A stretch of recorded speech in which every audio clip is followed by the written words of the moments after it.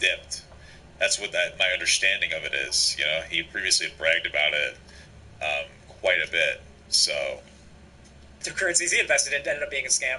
I don't think that somebody falling for a scam, you know, means they deserve to, like, lose everything, right? Or lose, you know, a lot of what they have. I think that's unfair. Regardless, though, that happened a while ago. People gave Boogie a lot of shit. And then some unfortunate coincidence happened. Just yesterday, Boogie put out a video titled, I have a rare form of cancer. So I heard about that. I didn't make content out of it. My understanding, and I could be completely wrong, I'm sure Xander will get more into the specifics, is that, like, it sucks, obviously, but it's not like a life-threatening cancer. It's like some kind of cancer that's somehow, for lack of a better term, not so bad. I don't know how that exists. But that's like my limited understanding of it. So let's go ahead and watch. We're only going to watch the beginning of the video because that's the most relevant part of it, and then we're going to get to the overall needs of this topic, what I want to talk about here. Let's hear what Boogie has to say. I often say, though, every day that I wake up is a good day. It's the one day I don't wake up, it sucks. So I've been debating for a while to talk to you guys about this, but I hope it brings you guys a little bit of clarity about the videos we made in the last month or so. Well, you remember about 3 weeks back I said... Come on, you two. The silence is getting unnerving. Don't worry about it. We're focusing. Okay. Turns out I got a rare blood cancer called polycythemia vera, which basically makes your body produce too many red blood cells. And when I started taking that testosterone supplements, it made... Without treatment, it can be very life-threatening, but with proper medical care, can help ease signs, symptoms, and complications. So it seems like it's very manageable. Too many red blood cells. And when I started taking that testosterone supplements, however long it's been, you never think you're going to be the guy who gets that side effect, right? You never think it's going to be you. But sometimes it is. It has to be somebody. But the good news is, I mean, this is a disease that takes a really long time to get you. Statistically speaking, I'll die of blood clot, lung clot, stroke due to one of those blood clots. And most people, after getting diagnosed, live another 20 years. So, if you're going to get a cancer, this is the one to get. You know me and my dark sense of humor. When my doctor told me all of this, I said, if I die of cancer, Doc, instead of my morbid obesity, which I've been working so hard on for the last 30 years, I'm going to be pissed. I will say, I don't like those jokes. So Boogie2988, one of the types of content he's made the last couple of years that I've actually liked quite a bit is it. Well, why not? It's like a cope joke. If anything, that's like the most justifiable joke you can make. It's like, God, Doc, I've worked so hard to get fat, and now I'm not even going to die to that. What a shame. He's obviously joking, but, like, what's wrong with that joke? Weight loss updates. I've actually quite enjoyed watching as he's lost, like, I've actually enjoyed watching as, you know, he becomes healthier and loses weight. I mean, it's an inspiring and nice thing to see, especially if the weight loss thing is concluding the way happy or happier. Something a lot of people tend to be iffy on with Boogie, and I agree, is that he tends to be a little, with his humor, and I know why he does it, he's got an explanation for it that seems reasonable, but nonetheless, people are still off by it, is how wishy-washy he can be about the concern for his health, right? Like, in some of the darker humor he'll do, like, I've been working on killing myself with obesity for years. People don't like those jokes. When people hear jokes... Why? I don't think that's true at all. I think people love those jokes. Self-deprecating, you're very funny. Okay, actually. Yeah, so self-deprecating, you're very funny. Yeah, I don't understand, like, why that's a joke that bothers you. It's a little weird to me. I can understand why Boogie struggles to lose weight as a public guy. A lot of it boils down to it can be very difficult to put yourself in, like, that weird position where, like, everything is content and you have, like, this weird expectation. You're saying people have, like, this weird, like, expectation of, like, success now. It just gets, like, weirdly pressured. I understand why people don't get good Hold on, let him go. Take me instead. I'll do whatever you think he's seeing his trivialized situation? Okay, so, like, not really. I think it's a post. It's like, oh, I'm gonna make a joke about myself. I'm upset. I don't think it's that it trivializes anything. I think it's a little pearl touching. It's like that. They tend to be off-put by it. And am I the only one saying? Because I also feel like even if he's actively making the effort to like make himself weird, it's kind of, it feels new and it gives a bad vibe. Okay. It's kind of funny, but dying, it's a little dark. Yeah, like, I get that. I think a lot of people are off-put by those jokes and those comments. And it just, I think it feels pessimistic and doomery, and I think that vibe of negativity just kind of hangs over the viewer. You know what I mean? Well, you're using the word dude, so I feel like By all means, Junior, run away. Let Daddy do all the heavy The lifting good news is, for you. it might just give me a stroke or heart attack, which is how it's going out anyway. The scary thing about it is that Calm down, boy. You're not ready for this. Which I already have. Arthritis, stomach ulcers. Yes. Yeah, I should definitely develop into that's pretty rare. So. Well, there's certain types of leukemia. There's like blood leukemia. There's like a type of leukemia that's not that bad. I know it sounds weird, but I went to one doctor somewhat recently, and they're like, yeah, you might have this.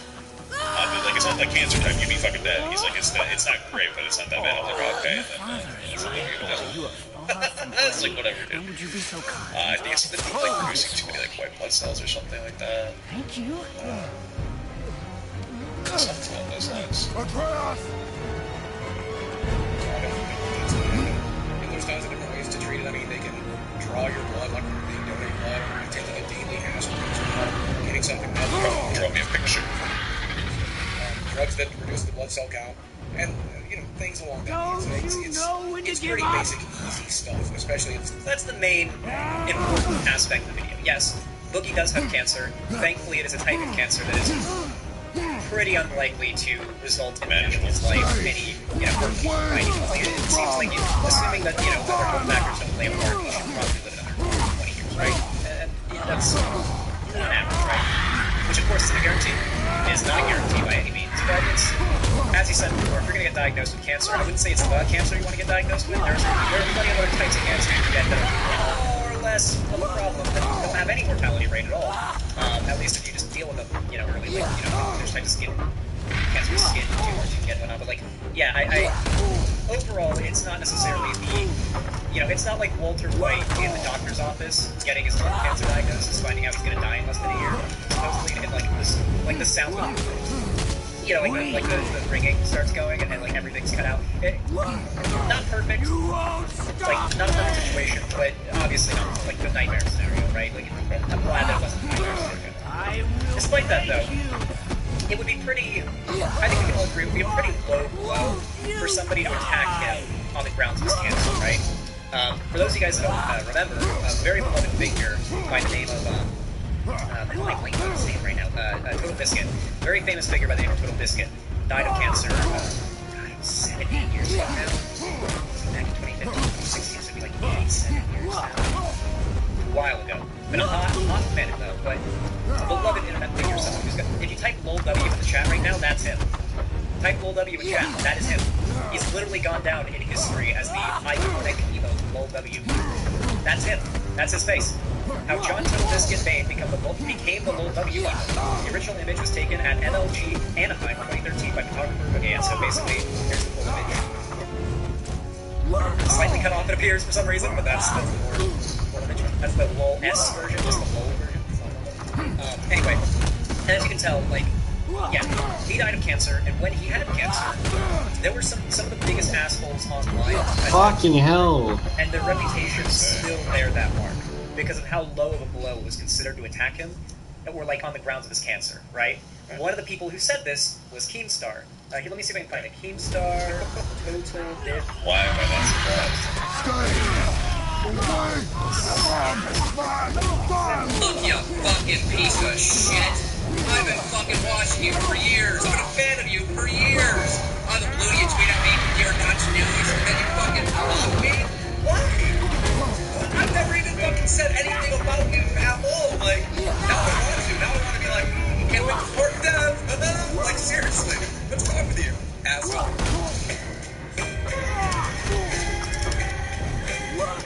Yikes. Yikes. That's my theme song. Good job, you two. You're a little bit early for it, or a little late, I guess, but I'll get autoplay choice. Yeah, so, that's one that he's not quite let down, even though he's a kind of... Just that type of behavior, that type of rhetoric, that's pretty disgusting, and a low blow low enough that it just wasn't the kind of thing that would defend or engage in a broader sense. No. For some reason, it seems that Boogie has passed the level of I guess people hate him enough that this is fine now, like, engaging in... Well, I mean, my understanding of your lungs and their friends in some capacity. So the next thing you're going to say is that you mean you start making fun of them. You mean in really capacity.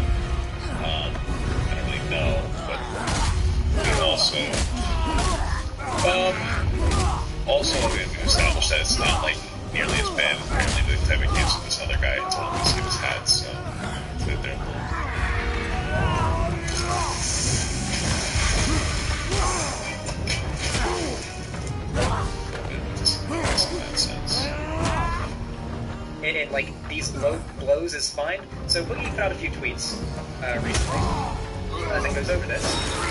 We go down the line, see if I can find. Here it is. This is where he starts talking about it. So the rumor mill has decided that I'm faking my cancer diagnosis. Let me address this one and only one time. I don't think he only addressed it once, but let's watch this clip. Just so you guys can get a little bit of a cross into the internet. Hey, sorry about my voice, but I wanted to say thank you to people who reached out in the last 24 hours. Content creators, YouTubers, fans, friends, even people that don't even like me have had nice things to say, and I'm really grateful. Thank you. Glad. I have a favor to ask of those people, though, and I'm sorry I have to ask anything. But I see the rumor mill's creeping back up again. Same rumor mill that's accused. By the way, this video isn't as like a favor to Boogie or anything like that. I saw this happening and I felt an internal desire to talk about this. And I'm going to give my overall thesis on why I'm covering all of this after this segment. So yeah. God knows what else. And this time they decided that I am faking my cancer diagnosis. And whereas I know that those... I mean, listen, dude. I haven't seen a single person do that. Then I get it on Twitter because it's a toxic fucking cesspool. Are they actual, like, rumors with traction, or is it, like, 4 people on Reddit? You know what I mean? I feel like that's a pretty big, pretty big difference between the two. I know I can get something in here, and it's really pissing me off that I can't fucking get in here right now. Okay, let's see. People know better. I know that nobody's that fucking stupid. It's still gonna spread like wildfire. So number one, if you're that kind of person, fucking stop. I get it's fun to LARP about me. I get it's fun to pretend that I'm a piece of shit. And I get that I've made my mistakes in the past. I never want to LARP. Cancer's not something to pretend about. I already kind of am right now, though. I think I'm still sexy. Cancer's not something to joke about. Cancer's not something pretending that I'm lying about. Cancer for clout and views is a fucked up thing to do. Get help. My mom and my mom and my aunts and my uncles joked about my aunt's cancer one time. They made fun of her because she's losing her hair. And I know it sounds terrible, but it was actually a really nice moment. My family likes to joke about things, and she had a laugh, and then she got through her cancer, so it was nice. Sometimes it's okay to joke about cancer. PSA, guys. Not really in this context, though. I mean, in that context, it's like a more intimate situation, you know, brothers and sisters and all that. Bro, I know I can get this in here. This is so fucking annoying. Secondly, if you see a YouTuber saying that I'm faking this shit, link it to me. I normally free speech, advocacy, the whole 9 yards, but it's time I finally put my fucking foot down if I have to. So I will. What? Based. Okay? And thirdly, if you see the shit in comment sections, you see videos about it, shout these motherfuckers down. Let them know. Okay, I mean, I understand this frustration. How many videos could there really be of people doing that? I think it's not that widespread of a problem.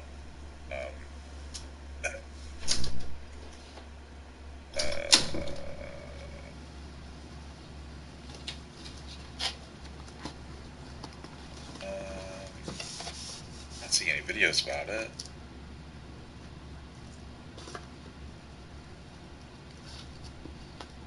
Okay, whatever. Let them know reality. I get that it's fun to pretend. I get that it's fun to dunk on me and try to ruin my life. I get it. But fuck you if you're doing that. I don't want to let you this time. Huge Chad. Thoughts on my man Andrew Tate. I've talked about Andrew Tate a lot. Only open. Let's see what we got here. The newbie. Sorry, I thought you were Def Noodles for a second, to be honest with you, because I can't fucking read. I don't know, dude. I'm not a particular fan of Andrew Tate. Seems like a genuine guy. Obviously, the manosphere in general is pretty regressive, pretty sexist. That would be where I'd have the issue with him. So yeah, I mean, he's got a lot of money, dude. Nice Bugatti, very successful, obviously. But I'd let you every other time.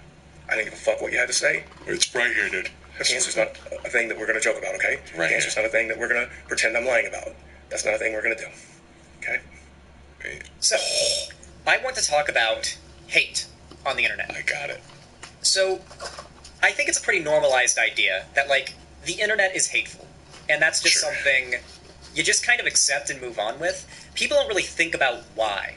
Why is the internet so hateful? Why are people so desperate to behave in ways that I don't think they would in real life? Just to be the most horrific they can be. Like, literally, a guy has cancer. And I mean, even if we're, obviously in this case it's not as bleak, but even in the case of, say, Total Biscuit, there were people who would engage in this type of rhetoric, you know, trolling, right? Because I guarantee the vast majority of the people that are claiming Boogie is faking his cancer, if they were really pinned down on it, they claim they were trolling. Because that's always the go-to, right? Like, oh, it's just trolling. It's internet trolling. It's just trolling, guys. It's trolling.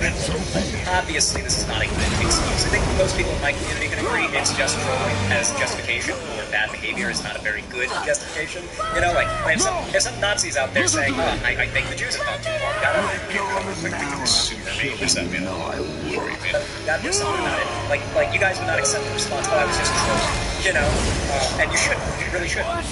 With that said, let me continue with a few more tweets, and I want to continue them before I get to my pieces. Hey man, make it very clear, make fun of cancer all you want. It's super fucked up, and dark humor helps us deal with fucked up things. We're not going to pretend I'm faking it, that shit won't stand. I wrote about this in my book, and maybe I'll post it as a YouTube video one day, but, okay, I think it's unrelated. Oh yeah, his mom, in hospice. Cancer. I blocked like 200 accounts today on Twitter. All of them have a few things in common. They are down the QAnon rabbit hole. They pick on other YouTubers like DSP and Wigs. They're notorious assholes. Nothing of value is lost. Yeah, so as you can see, like, Boogie's definitely had to go on a bit of a blocking spree on Twitter, which is understandable. I think blocking for your own mental health is completely valid. There was this time, like in 2016, when the whole like, oh, you blocked someone on Twitter. Oh my God, you can't marketplace my idea. You've lost your argument because you blocked him on Twitter. Yeah, that was like a big thing. And people don't really do that anymore. It's kind of accepted. Yeah, people are being an asshole. Block them on Twitter. Don't engage. Who cares? That's what you're supposed to do. However, I really want to talk about the nature of hate on the internet, why people behave this way, specifically why it's okay perceptually, because I have not seen like an outspoken, statement by really a lot of big public figures that maybe are in the community of people that would be pushing this kind of shit, denouncing it, right? Not on the same level as you'd see it for, say, another figure, one who's maybe more liked on the internet. So, it's time to bring it around to cancel culture. That's right. Boogie is a victim of cancel culture. Those that have canceled him would never admit that they've canceled him or that they're part of cancel culture because they tend to be very right-wing, but that's what they've done. They've engaged in cancel culture. And because of that, Boogie has basically been labeled by the internet as bad person. And it's funny because nothing that Boogie has done has really been that bad, from what I can tell. And I followed the guy about as close as you can follow another figure online without it being obsessive since like 2009. You know, he's been around a hot minute. Like, I don't feel like he's done much bad overall. And I'll look in spaces that he's appeared in. He's appeared on the PKA podcast a few times. I almost want to do a whole segment about how the PKA podcast accidentally fostered a community that hates them. Like how the hosts of PKA accidentally created a community of haters, like just through their lack of moderation of their community. I want to make a video about that for a while now. But PKA, he's appeared on that podcast a few times, and when you look at any comment section where he talks about it, it's just the most vile insults and attacks you can imagine, right? And I guess that's to be expected because that's the broader behavior of a lot of the internet, and PKA kind of has a more hyper-toxic community compared to the rest of the internet even. But it's interesting how once you've been designated a canceled individual, even in the broader part of the internet, nothing... Well, I think he's gone to the point of, like, lol cow at this point. It's not really just canceled person. The guy's like a fucking lol cow at this point. Like a bad is off limits, right? Like, the lowest of low lows, the lowest of low attacks are completely on the table. And the thing that's so funny to me is that one of the biggest things used to cancel Boogie was a clip where he was referring to his haters as being bad people. And now his haters are, like, celebrating and or accusing him of faking his cancer and being outright objectively bad people. And yet that clip of him calling his haters bad people went viral and ended up getting a lot of shit. I just think it's funny how, like, in the long run, he ended up being vindicated. And yet the thing that he did, that he's been vindicated for, is used as justification for the behavior that is vindicating his take. It's all cyclical, right?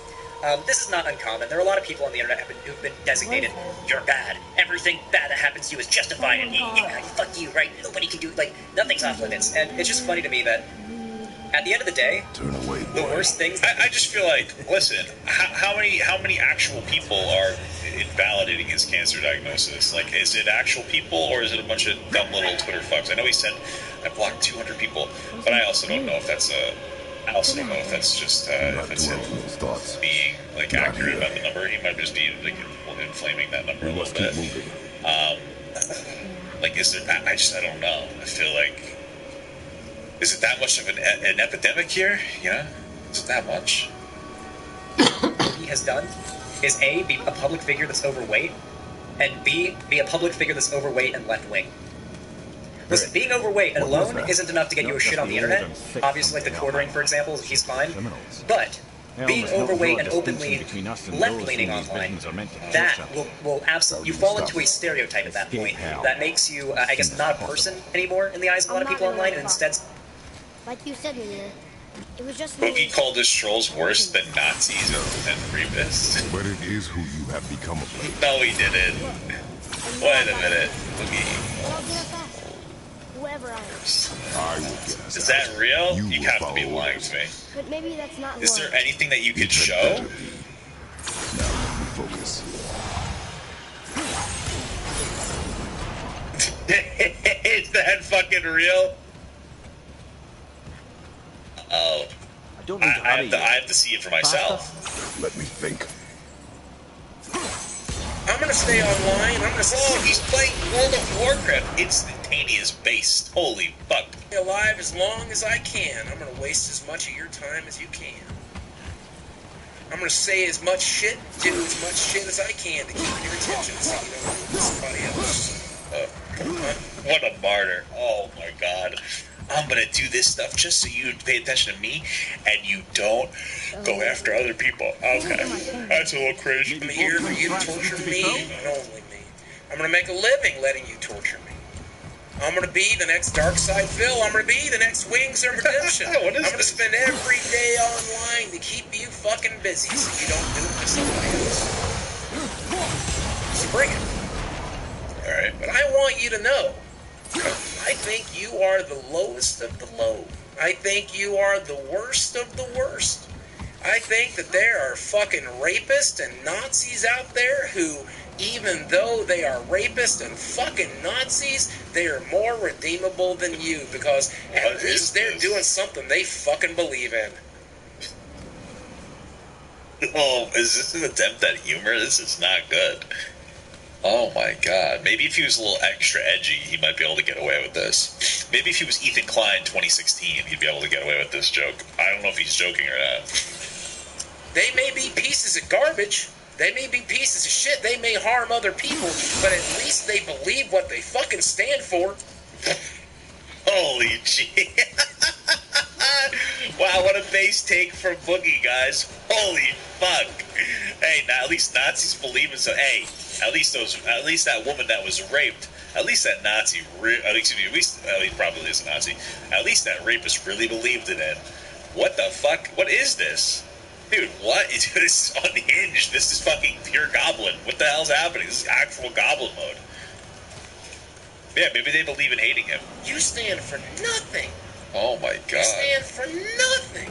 Personally, I'd rather have a boogie troll that stands for nothing than a fucking Nazi or a rapist that stands for killing Jews and being rapists. I don't understand this take.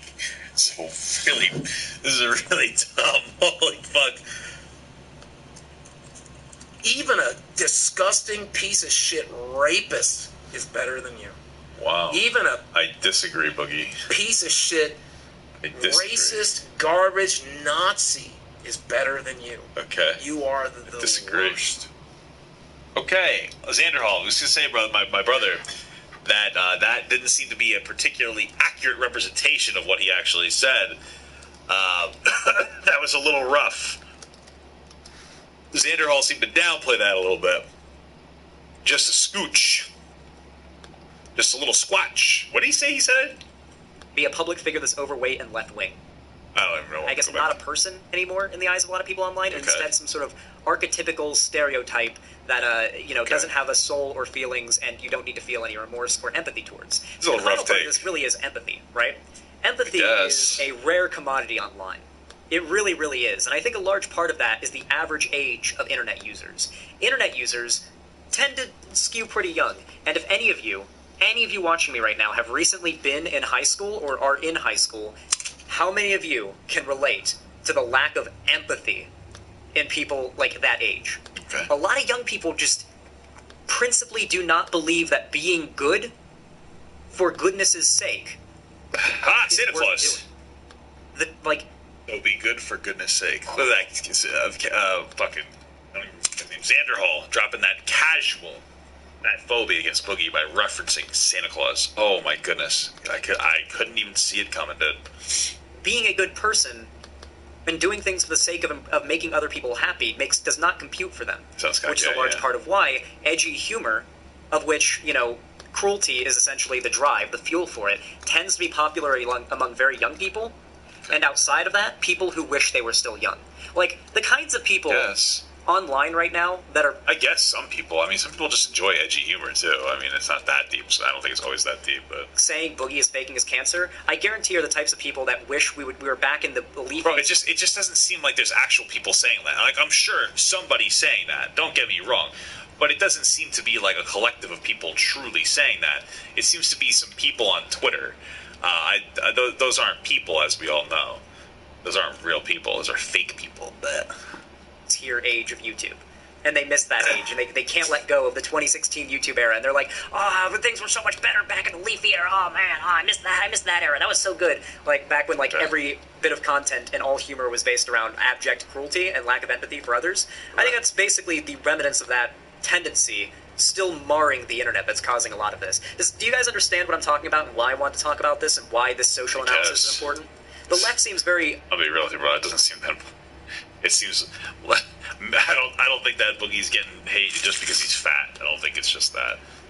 I think it's a little bit deeper than that. I feel like after you misrepresented the whole Nazi rapist clip, maybe you weren't the best person to speak on this particular topic. But that's just a game theory.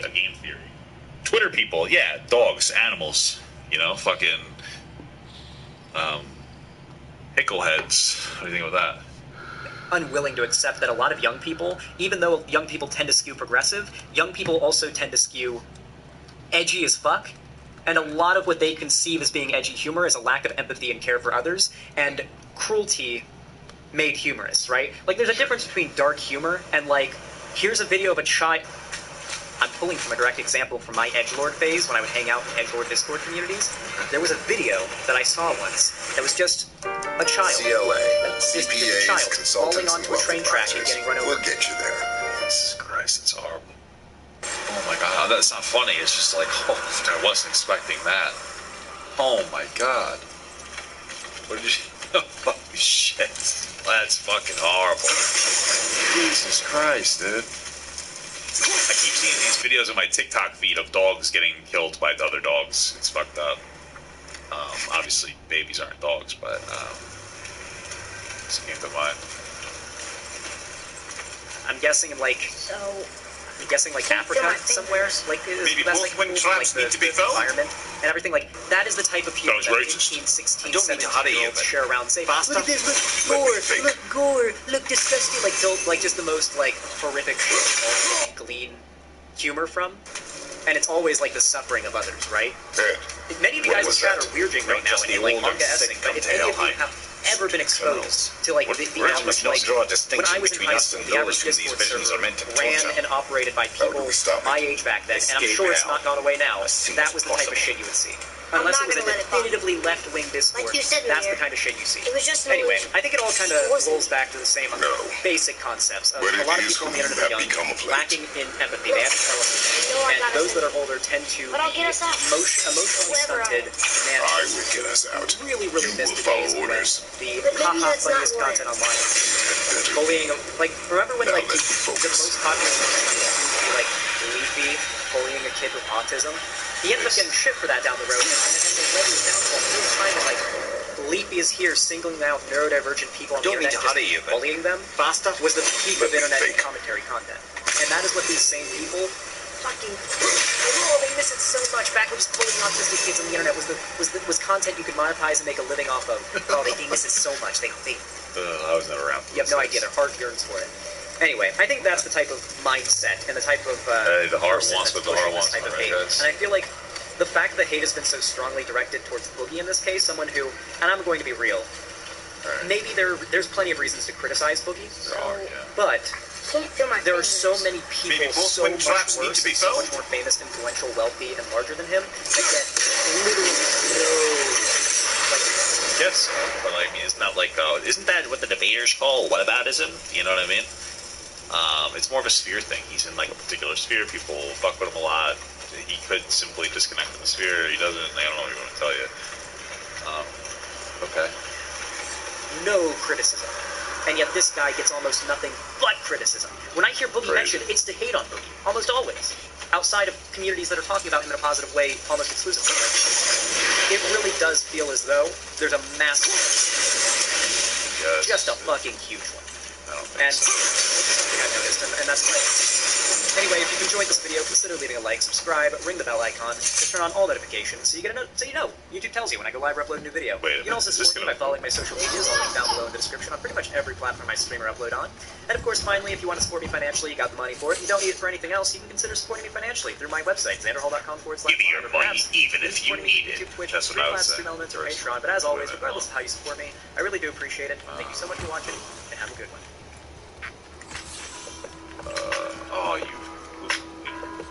Alright, that was interesting. Gonna have to give a little bit of disagreement there to some of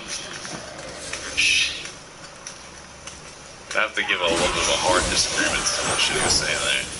I don't think Boogie gets like a magical, disproportionate like amount of fucking hate. I mean, maybe he does. I don't know. I don't think that. It kind of made it seem like Boogie was a little bit of a victim here. Feels a little, I don't know if it's particularly accurate. That's all I'm trying to say. But okay. Stay less queen. I want Papa to pee on my face, but just as a friend. There's nothing weird about that. I want him to pee on my face. Nice. I know we haven't talked about it in at least an hour. We have some Sun stuff going on. Willie Mack actually reached out to me on Twitter. He asked me, I forgot specifically, it was something in reference to Hassan, like, oh, where did you get, like, this clip, or that clip, or blah, blah, blah. Or whatever, something like that, I don't know. Like,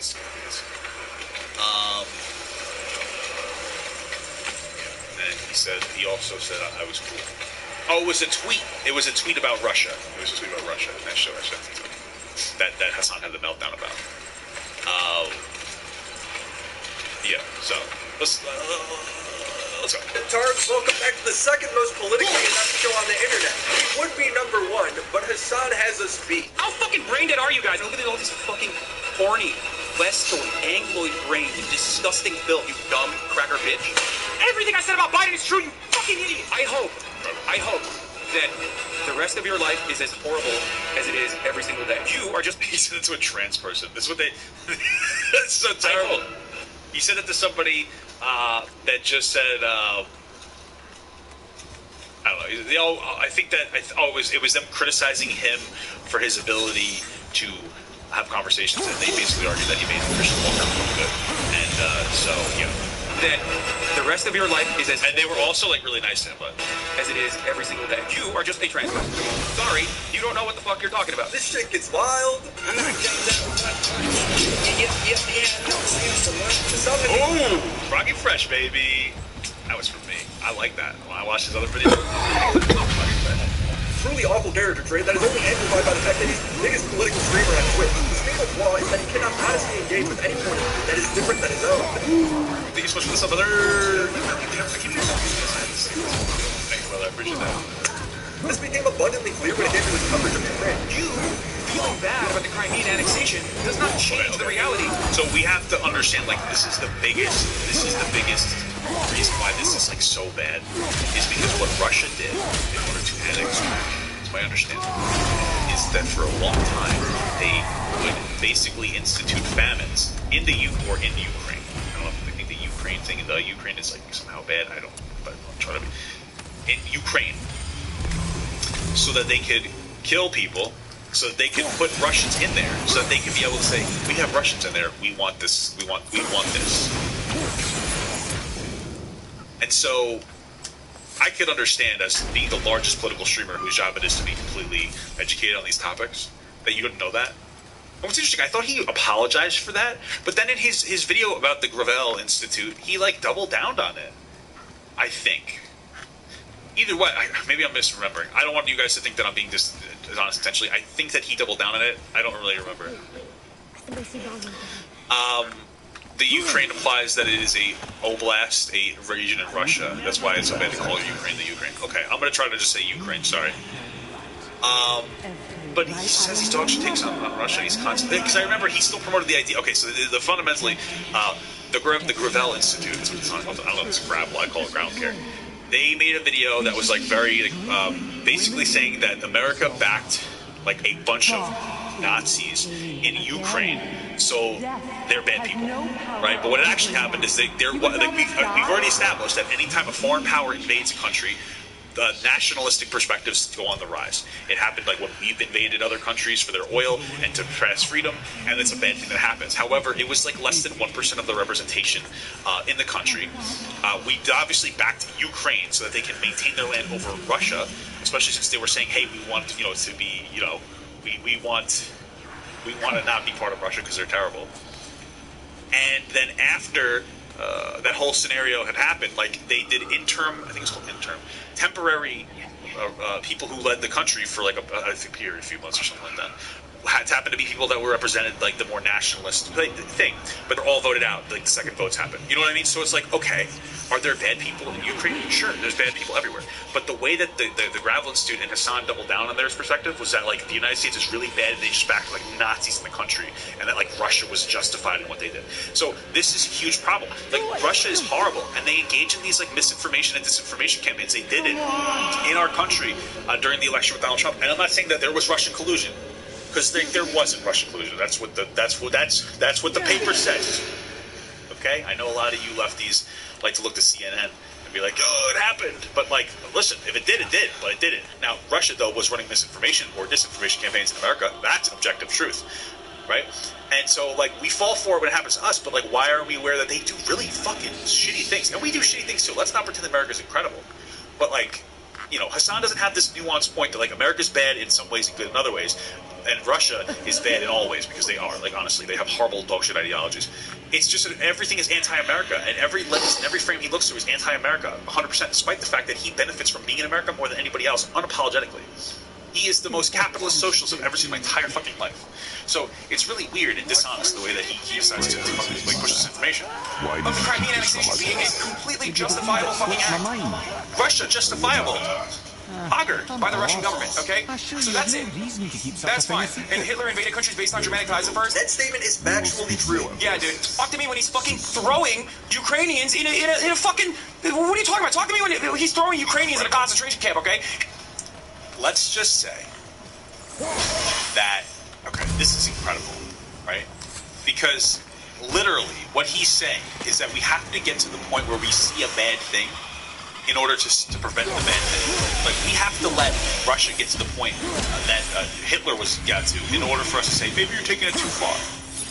The literal thing we learn as children is we should learn history to not repeat. If you're seeing positions and movements from a particular person or group that is similar to a movement of other people that are worse because they went through that thing, because they did that thing, maybe you shouldn't let them get too far, right? And this is the whole foundation. Like, I've seen him call out Tucker Carlson, because Tucker Carlson says, like, this is like a dogma. So they say, like, we shouldn't be letting so many people from like South America or South and Central America into the country, because it's going to displace white people. So we should like try to keep them out, right? And so, like, the argument there is like, hey, it's a slippery slope to displace all the white people. And it sounds like, well, that's white supremacy. And I agree. That's what the foundation of that logic is. But, like, I guess, I don't know if this is actually the best point that I'm making. I'm just trying to make the point that, like, you can identify issues. You can look at signs and be like, this is going down a bad path. Like, this is going down the path of us trying to have a white nation because we're racist. Just because that. Give me space to work.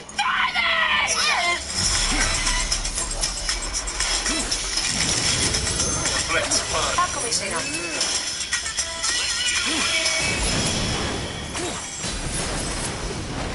Let me help. What can I do? You have done enough. HIMS helps guys take care. Whether you're looking for support for your mental health, performance in the bedroom, or hair loss, HIMS can help. At 4hims.com, you can get access to trusted treatments for ED, hair loss, and anxiety. from licensed medical Just bear in mind providers this boat with a can only take us 100% half of the online way. process Sheer and temple free near the top of a shipping if tremendous prescribed. waterfall, which, It's no wonder sadly, guys we are love down. M's. That Get means started even if we today get there at intact, we fortins.com. still need to sail up a waterfall somehow. The Vanir built the greatest ship that ever was, and it can fly. Action right now doesn't explicitly say that. Because it was Doesn't mean designed that to we can't fly. think critically with our baby brains and go like, oh, you know what? We shouldn't try to maintain the white population just on the foundation of it. Like, you know? This happening. Russia's having invasion cars to get away with the Ukraine killings. I did see something about that. I didn't confirm. Hitler wasn't fucking bad because he decided to invade Austria. He was bad because he was fucking killing Jews. Okay, that was the problem. He wasn't like, oh yeah, we're gonna fucking annex territory with like Germanic people in it. That wasn't the main problem with Hitler, I think. Assad's terrible coverage of Ukraine has not gotten better since my last video. In fact, it's somehow gotten worse. If I didn't know any better, I'm looking at Assad's Twitter Somebody timeline. said that Chris Rock got banned from the Oxford 10 years. No, Will Just Smith got watch. banned.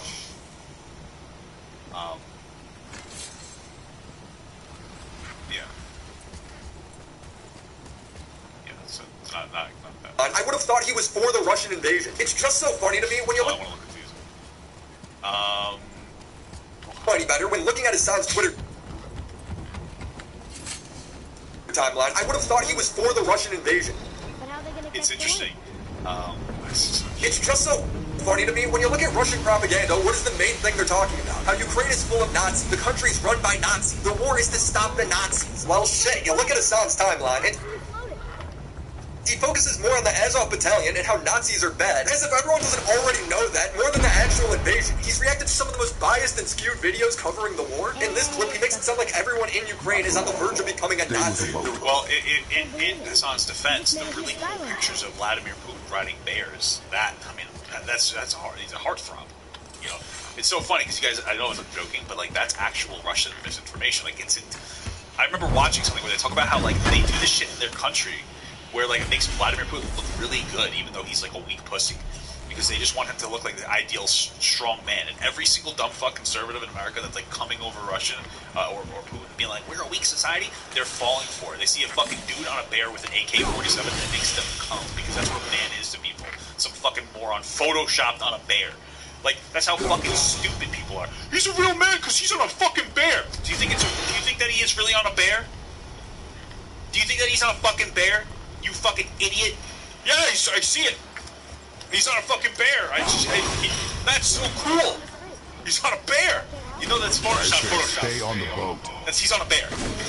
He's on a fucking bear. He's on a fucking bear. Okay? It's incredible. In Hassan's defense, they're white, so who cares? Exactly. Just white people killing white people. Who gives a shit? You know? Reason why a small amount of nationalist forces gaining prominence is additionally fucking terrifying, okay, is that it's like Tinder, okay? It can cause a fucking wildfire of nationalism because it's already baked. It could, but they already voted those people out instantaneously when they were able to get elections after. Yeah.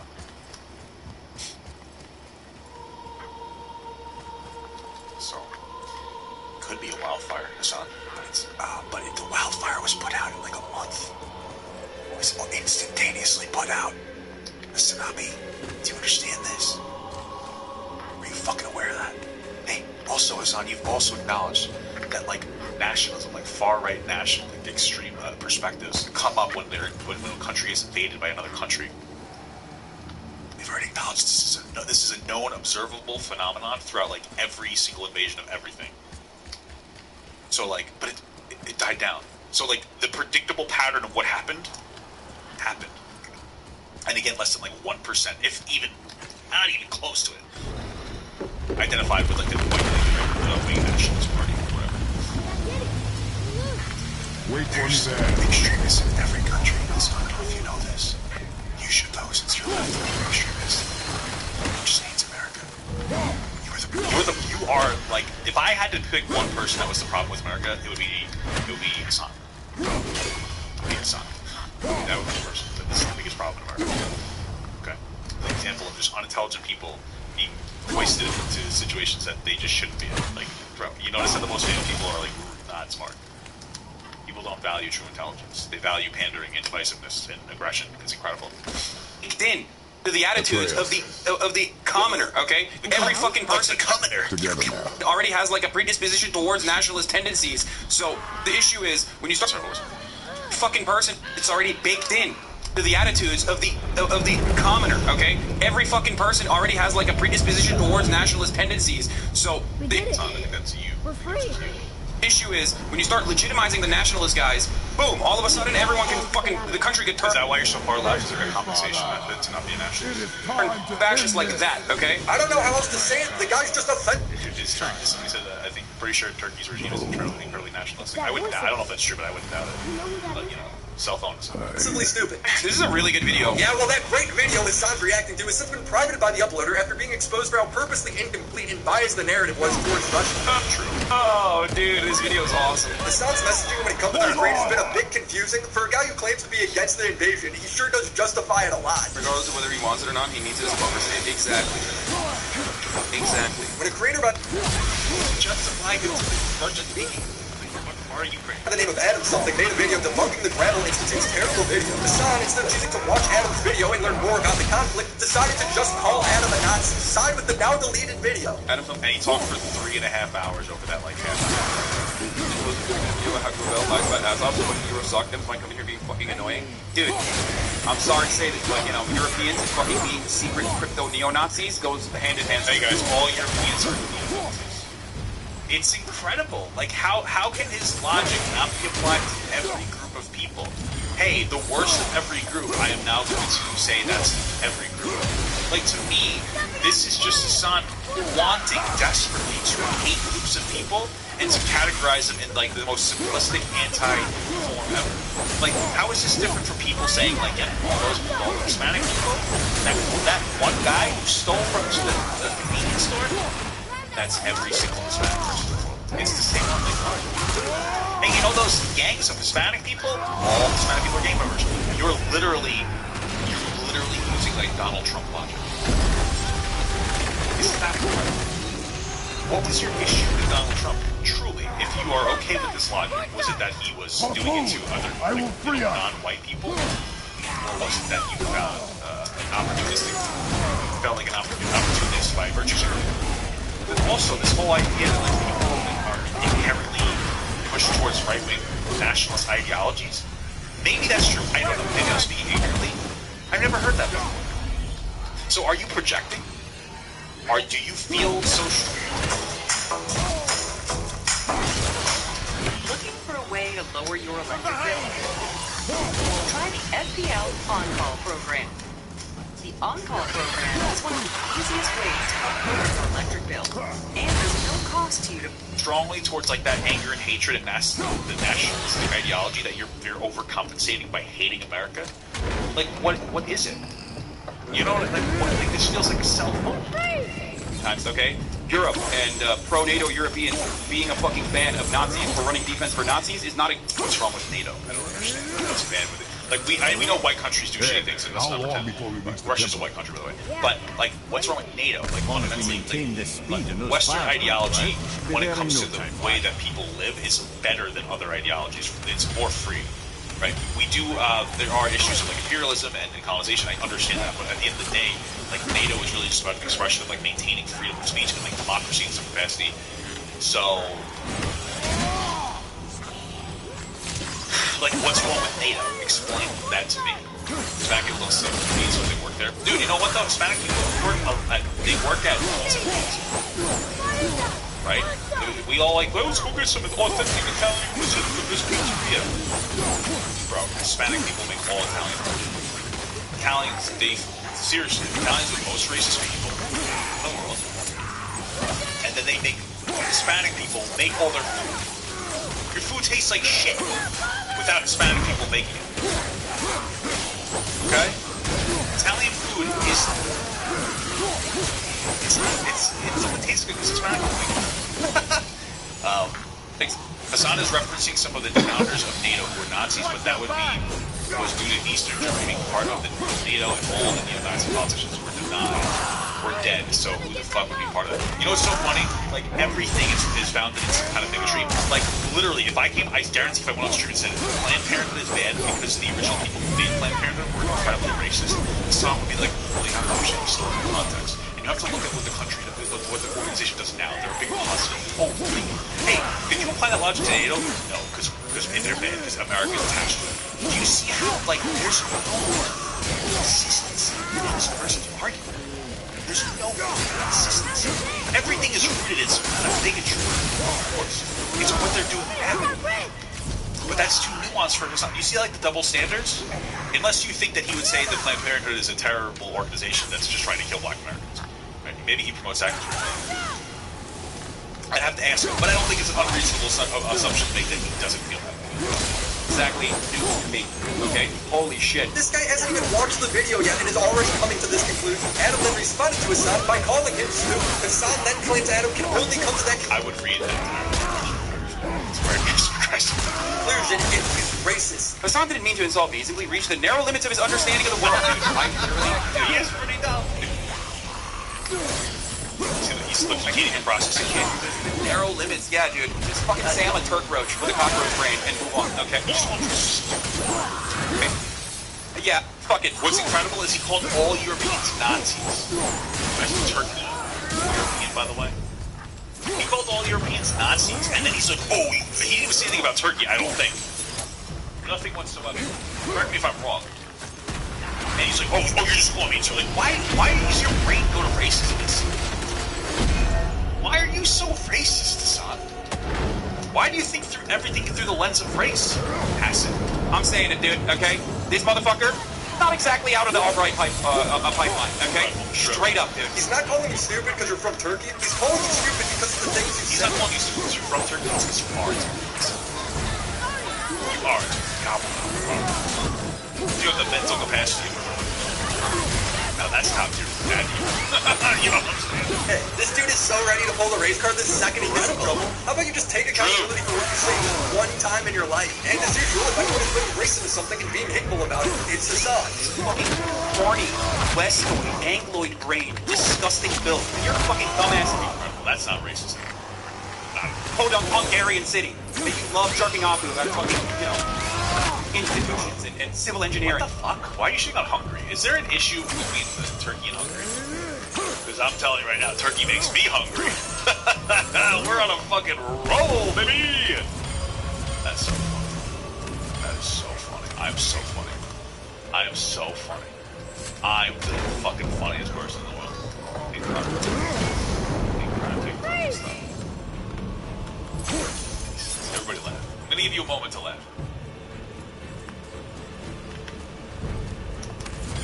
I waited 5 seconds so that if you hit the skip button, you Amir, how's the fire staying lit? Disgusting filth, dude. Eurocentrist. You don't stand Hungary, their political scenes are messed up. But assuming that person with that identity is the worst representation of that identity is also pretty sus. Trash. Euro trash, motherfucker. Hassan then shifts the argument to a completely irrelevant place to try and convince the glue eaters in his chat that he's somehow right. Just because the victims of U.S. imperialism do not have a voice in your fucking world does not mean that they do not mean anything, okay? Well, nobody's saying that. Like, nobody...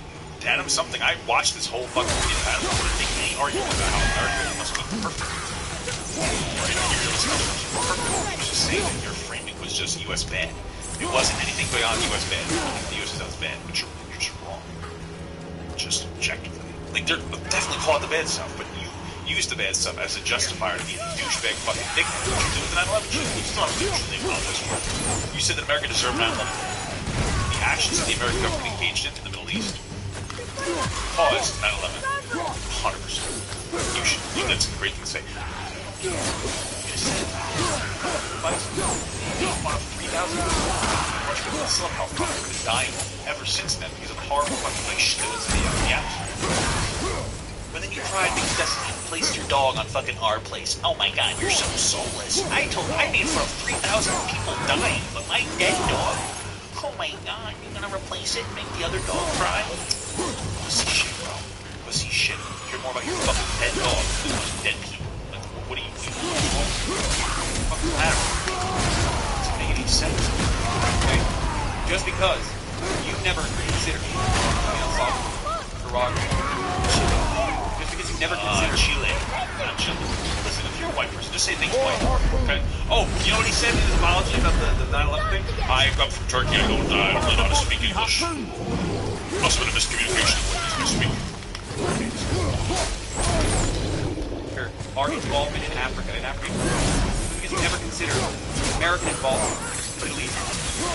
You know what? I think that would be great to learn about these things, but not so maybe somebody that's intelligent can talk about it. We can't. See, this is the problem. Is that like we can't talk about any of the issues that America, like negative things America engaged in with Hassan, because it's just so anti-American that he will not have any reasonable objective perspective. He's going to be as anti-American as possible. So nobody can get the proper education about the negatives of America's engaged in and other the Western countries have engaged in, because there's no nuance here. There's no depth of thought. There's no perspective. So But we need to lose that harpoon.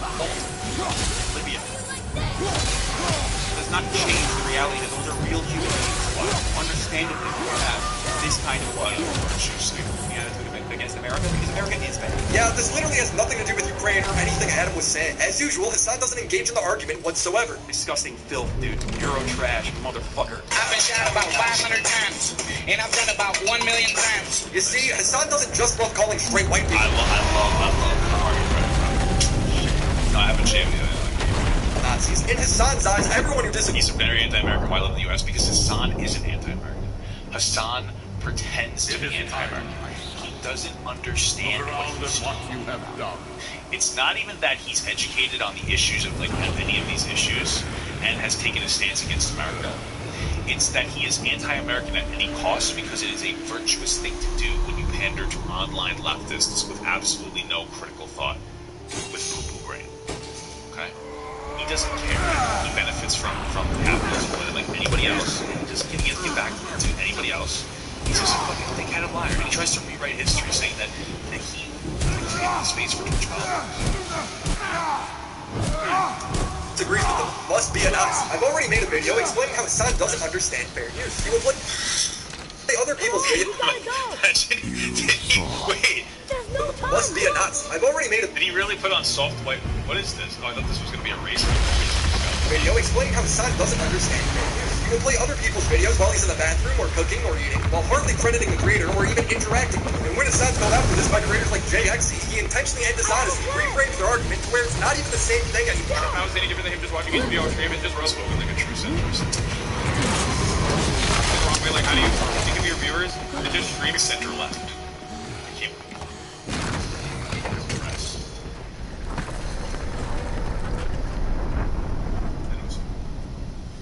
Sorry. Here, Bray.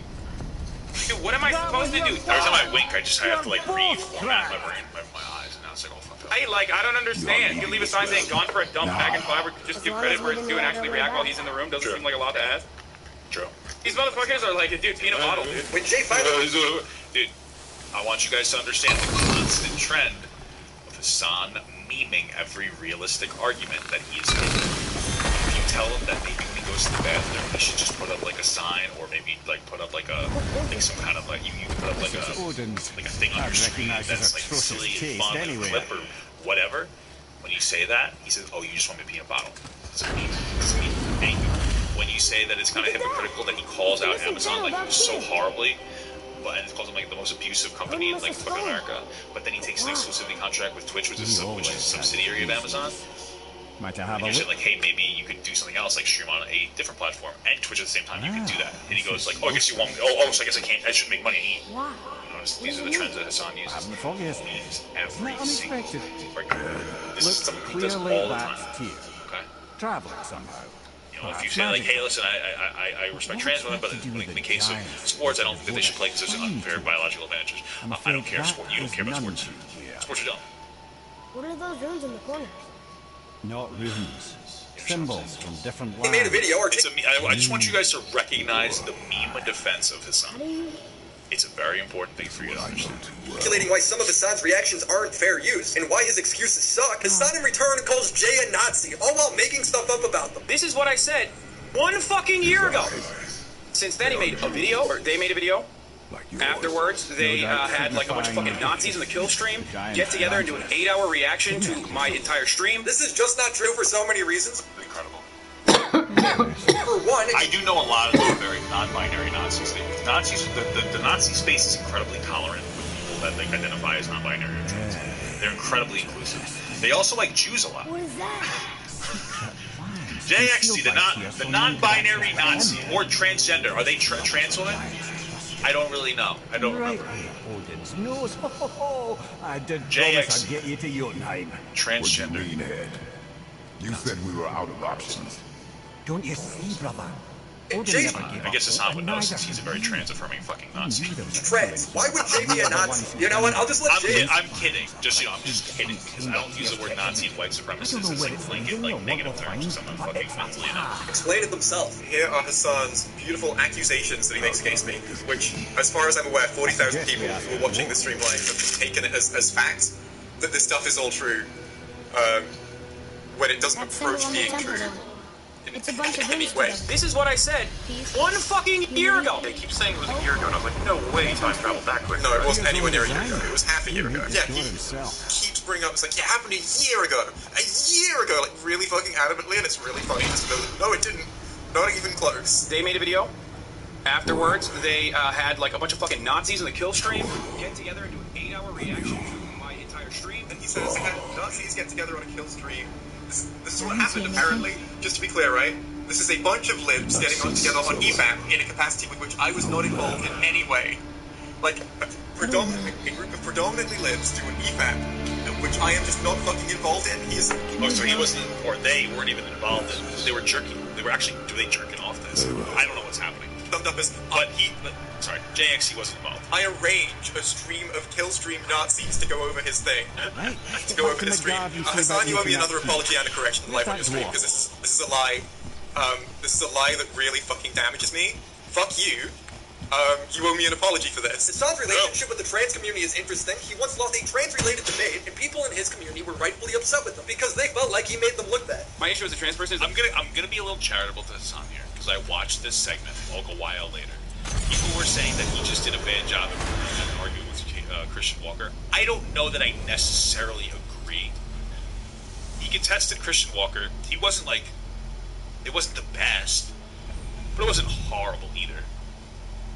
I think the bigger issue is that people looked at the fact that this is the thing, most people were like, Christian Walker got a bump in subscribers. Was it that bad? I feel like it wasn't that bad. Maybe I just didn't see something. I don't think it was that bad. I also have very low expectations for his son, so maybe that's just my fault. But their biggest, it seemed like the biggest point of contention was Christian Walker had a bump in subscribers after the conversation. I know it. When I think about Boulder and a lot of people watch that conversation, like left, right, yes, middle, whatever. And so, like, I don't know if it might have just been like somebody like, oh look, it's a content creator, and they're Tell me Balder's vulnerability. Boulder is blessed with invulnerability to all threats, physical or magical. Wait, what has happened? He is bewitched not to speak of what he knows. And oh, that's it precisely. I wonder how long that's been so. She had my head at her mercy. But back when I figured out Boulder's weakness. homophobic, also gay or something. Yes, lads. You just said you figured out Boulder's I like this, that's just what's Did going I? on. But Boulder is blessed with invulnerability to all threats, physical or magical. Enough. This means there is a way. If he troubles us again, we will How do find we it. combat against people like Hassan? We just make fun of them. Can you make it? Intelligently. The fact that you, a guy that isn't super well versed on trans shit, brought on a known transphobe, knowing he might bring up transphobe shit, you aren't exactly a boss Or or trans debate. likewise an instrument of war, of which I'm a master at shaping. No, then forget it. Even if I wanted to make such an insignificant goof, I'm liable to cheat my tools working on something so because it's just Hassan having a meltdown. ladylike. This person said that they were a trans person. Well, the item is Right now, we don't know what that means, but I would make the assumption that they're probably going through the general struggle. And where do you propose to find a lump of quality scarce? Last time I saw one, I could still get rigid. The rest of your life is as horrible. He hopes that his rest of his life is horrible as it is every single day. Horrible as it is every single day. To me, I had to get my hands like dirty. the only thing that you know about someone is that they're trans. And your assertion is... Well, don't just stand there. It sounds like you're saying something your What? life's horrible You? based on You're fine with working on something that's not a weapon? I don't know what else to Hell, why not? Maybe you think I'm preaching. What? I just feel like that was I can grow incredibly too. transphobic. If a trans person disagree with him, he didn't say fuck you. Watch the you're an spine. asshole. He said, I hope your life Keep your is wrist good. loose. Maybe I'm reaching. Maybe I'm just like reaching. Yeah, I need more heat here. Maybe that's Coming not up. true. Maybe he was just trying to. You gonna temper that steel longer? Yeah, maybe it'd be that. I triple quench. You might be right. You might be right. See, how inventive and sanitary. It's still shitty though. You Okay, clever there little you go. beaver. Never Fuck too my late to dick. learn a new trick. I Is it? despise you. I despise you No, more than it's not. anything else on the planet. You are fucking cancer, okay? You are cancer Here in it this is. community, and you're Nope. cancer in every Don't community. forget this. Suck my dick. The past 15 months, you've been able to fucking hide in these ranks. You catboy fuck. Move your catboy ass out of here. You are never welcome. I don't think Hassan hates trans people. He just hates the ones that don't agree with him all the fucking time. You are just a trans person. Sorry, you don't know what the fuck you're talking about. What a guy. I have 400. No, quit your thing. It's downright I unsettling. have 400 scars. It's just nice to see you together. Bro, this video is made for me. But I get. now Billy they're Mack on had the me brand watch my list thing. Impressive. Reforging something what broke. I knew it. You two love each other. Oh, cut it out, Princess. You're gonna get me old. I remember I watched like one of his videos and I was like, I like the new one better. fucking fried and fresh, baby. Don't Throw you? a like on it. We have work to do. And then like every single jump cut has been froggy fresh. You know what I'm saying, dude? We've already talked about Hassan's insanely warped view of reality, where everyone who doesn't agree with him must be a racist or a Nazi, even if what he's saying is objectively false. The dude has all the traits to be a dictator. Hell, he's even rewritten history. A channel named Complex made a documentary on Hassan. And I let me just tell you right now, I think it is as of today. That video is still undergoing like a DMC conviction that I want to be decided. But I did make a video about it, and right now it's going through copyright dispute. Sure, that'll keep you out of trouble. Let's see, it's about. It's got like 2 weeks before it can possibly come out. So we see that video in 2 weeks. Proudly, you son of a bitch. It's his retelling of his rise to fame is interesting. This shit is a comedy. The criticism that was thrown in my face has been consistent throughout my career. I'm an idiot. Yes. I'm a dumb bimbo. Yes. I don't know what I'm talking about. Oh my god, yes. I've got no criticism. It's not. As a matter of fact, I seek it out now. He seeks stuff. You dumb cracker bitch. This person has literally never been around black people. Here's a person who doesn't You are just a trans person. Sorry, you don't know what the fuck you're talking about. This guy melts down every time he sees me. He doesn't even know what my videos are about. He so melts down every time he sees what I have to say. The same thing that happened for instance. This thing built, dude. Eurocentrist trash. Euro trash. Motherfucker. They had like a bunch of fucking Nazis in the kill stream. Look at all these fucking horny, Westoid, Angloid-brained, disgusting filth. I hope that the rest... You know, we take that at face value that he seeks out the criticism. That just means that he says things. Be too careful now. And then he melts down when you say, hey, why are you being anti-gay? It's a good device. You notice how that? Yeah, Pokemon was trying to save the sound there, you know? And he might have had a shot with Pokemon if he wasn't so dumb. I imagine Pokemon's like, I'm not going to take this guy. It's just I want to keep them from acting bits off you. The rest of your life is as horrible as it is every single day. Yes, this guy handles criticism really well. He engages very honestly with it. His retelling of his infamous 9/11 take might be my favorite part. America deserved 9/11, dude. Fuck it, I'm saying it. I said America deserved 9/11. Obviously, what I was talking He also said that it was funny that Dan Crenshaw got fucked by like a hero. Look back soon. I got plans. It's pretty cool. So very sensitive way to approach this thing. Very sensitive. Always a pleasure. Now fuck that. about America's foreign policy. Yes, everyone knows that this is what Hassan was talking about, but this enlightening dialogue was a bit overshadowed by him celebrating a veteran's injuries. What the fuck is wrong with this dude? Did he go to war and like literally Now we just need to dive figure out what into a brave fucking soldier? It has Fucked to his be eye hole somewhere, with their dick? Isn't that how he lost his fucking dumbass eye? Because he got his fucking eye hole fucked? The best part is, when this controversy initially happened, Hassan defended himself a bit differently than he does now. Initially, he blamed it on English being his second language. But you understand, not just now, but you understood fairly soon after you said it, that saying Americans deserve 9/11 is a completely different statement and one that's wrong. No, I didn't say Americans deserve 9/11. I said America deserves 9/11. Right, but that's and still in that wrong. moment, well, maybe you can chalk it up to English being my second language.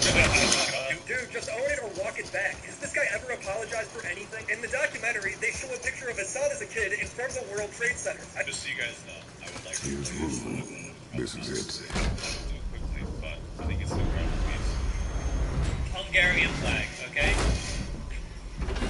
Okay? For Hungary, this is Hassan's dog marketplace. I have a video about this on my We're inside. But what is this place? Hungarian brothers. Your guess is as good as mine, little brother. Red, white, beef. Here we go, guys. Oh my god, guys, you chill. What the fuck? The tree. We're underneath the road traveler. He gets upset. But why is the floor on the ceiling? It's just funny. He's playing like fucking music here. I don't know. Those round doors seem to mirror the ones above. The other dog crying. Shalom, brothers, very good. That's the Italian flag. I think it's the Greek flag. That's sad though. It's really fucked up he did that. Not so fucked up that he said it was funny that 3,000 people died basically. That 30,000 people, 3,000 Up there. people died. Fear used the same magic to protect the I Black guess Room. proving that Hassan doesn't think America deserves 9/11. It's so ridiculous. This guy sucks. He's a pussy. Anytime anyone disagrees with him, he sends him to an unhinged rant, reaching for anything. Not from here. He can't imagine a world where there's even a possibility of him being wrong. I'm right and you're wrong. Okay? I'm right and you're wrong. One He's such a inner crybaby sanctum that he had to within ask the another. LSF Reddit to ban him because he couldn't stand being held accountable for all his Looks stupid like more shit. diamond. Fucking pasty weirdo insult. Whatever it sure did for him must have been big. There's a subreddit that is actually a very sizable and very large subreddit, very popular one. As of today, we are no longer Whoa, who are they? on that subreddit. Last night, I decided to get banned off of this subreddit Because you can't take criticism. Stop pretending. This is the room for your off night. there in a way where they can't That's talk right. about it anymore. And look, Pretending like it's they're on something the other else. side of the door. Upside down door. What are you thinking? Stand back. Yeah, this guy Okay. ran from a two-man debate because he knew he was wrong. Two-man pointed out some hypocrisy in Hassan's rhetoric, so Hassan invited him on stream to debate. But when two-man showed up, Hassan ghosted him, saying that two-man was being a pussy. I'm saying that two-man was being the pussy. Just come on the stream, jackass. Here, dude. Here, you want to fucking come on the stream? I remember. I forget what that was about. Extraordinary. The whole room is built on some kind of axle. Team Master Chef is constant here. Get on the stream. You've been begging to be on the stream. Pull up. We can flip the that all of a temple. sudden he's not. I don't know what it was What exactly now? about, but I also never covered it. But Hassan just kept saying that he was just trying to. Things are happening. You don't want to come on. And you say he told me to come on the stream. Doesn't let me on. Doesn't let me on. Is this court? I invited him. Why is this court? I'm sitting here waiting for the show to happen. Mike Cloud, Boy, you on the statues. I see that. It says boy. Pathetic little coward. Ominous. He tells me to come on the stream when he wants to. Bro, he's outright lying about two-man. He doubles down on the line that two-man Before the verse, after the line. Nothing between, no shadow cast. until finally admitting he won't debate two-man because he doesn't want to debate me. You think if I stood right now and debate memes that were popping 3 hours ago, mad? Do you think these people are going to be happy? It's not memes. He calls it memes because it gives him an out. I'm not getting an out. Yeah, he's memeing the situation. What I say. I'm afraid you'll need to go see to it personally. I came for your head. How does this justify him lying for the past hour? Now, if you win the lottery and die the next day, and your daughter has to see you get lowered in your grave, All these people are going to how do I wrap up a second video on Hassan? Well, my first video ended with me calling him unironically stupid. And as harsh of a statement as that might sound, I really don't think it's harsh enough. He told a veteran that he's glad he lost his eye. He blamed his 9/11 statement on English being a second language. He said all Ukrainians are on the verge of becoming fascist. He said he loves criticism while having to beg his Sure, separatist what battle happens because when they you were making fun of recklessly him. upend a He room refuses that's to engage in music to eight arguments. other He's trying to realms? outright lying about I'm the people curious, nation. of course, but it's a Jay leap Nazi to for not imagine liking how he it reacts would be to your video. night. He called Adam a Nazi Oh, my because he God. lives in Europe. Well, He called who Adam a knows? racist because he said his son You is hear other He agrees same kind with of his mad. documentary sucking himself off, saying he invented the political space on Twitch, acting like Destiny didn't jumpstart his whole career, and of course he told And his uncle. his trans fans that they don't know what they're talking about when it comes to trans debates. Hey, you forgot to end in the video that he called me fat ball, which I think is terrible. Here, boy. Another one. Okay? You are just a trans person. Says his name Sorry, is Virgo. you don't know what the fuck you're I talking think about. Mother Is there said any he was positives with this vagina. guy? Has he ever once genuinely apologized for any of these quite a bit things? I can more. only think of Jay, I where think yeah, he had a Hassan lot, apologized and then spent the next 2 That, hours talking shit and brother, is doubling what we down. call an What an onion. apology. How is this guy supposed to talk morals with anyone when he does this shit on a monthly basis? If If you're a left-leaning political creator, I feel bad for you, because normies see this and associate you with him. That'll be it for today, libtards. So tell me, do you think Assange is so stupid it's offensive? Or is I got some hair. Yeah. he unironically evil? Will the title of this video derail the whole discussion? Hopefully. I would title it Hassan is a mound of shit, but YouTube would blacklist him. Shout out to the libtards on Patreon. Memes, Crimson Glass, Zombie Fox, Riveter, Latchkey. Hey, Bull Blacks. Gothboy, Jack Mac, Christina Vina, Detective Pika, Mac Monkey, Drinko X, Sorry I Cried, Bo Blacks, and the Mega Libtards, Reynolds Hughes, Marissa Lane, IGP. Mega Libtards. Wow. Ellison, Bold Boy, Ajax, Yuri Kind of Pog, Jason Johnson, your taxi, Spark McCallum. Yeah, I mean, that was a good, that was good. That was a good video, bro. Thank you so much for watching, guys. Another special shout out to all my Patreon Twitch subs. Over here. Hey, I imagine, you know, you'd get more pushback as a conservative. Like, I feel like, you know, 50. It's inspiring. I'd have thought that. The will Why that don't you let these the lad have. carry me for a while? We can't forget what he does for our country. No. Some of our You're soldiers don't enjoying like this, aren't you? And if you made it home, the transition to the civilian life can be a challenge. Some of our veterans suffer from mental health issues. Years ago, Donald Trump would have been destroyed, like as pretending to align as a conservative when he held the zero values of a conservative, other than his taxes. You know, there's just no way. But things have become so crazy and provocative at this point that he was able to thrive. Honestly, spoken to each other a lot about politics, and since I was a liberal at that time, we would have a lot of debates. I would find myself growing and becoming more moderate just because the things he said and the things I listened to and the things I researched because of points that he made to me, I would find myself transitioning into more. I disagree because in 2022, truth is less and less objective and more subjective. And there will always be objective truth. what? That I wouldn't lead with that line personally. That truth's just becoming more subjective.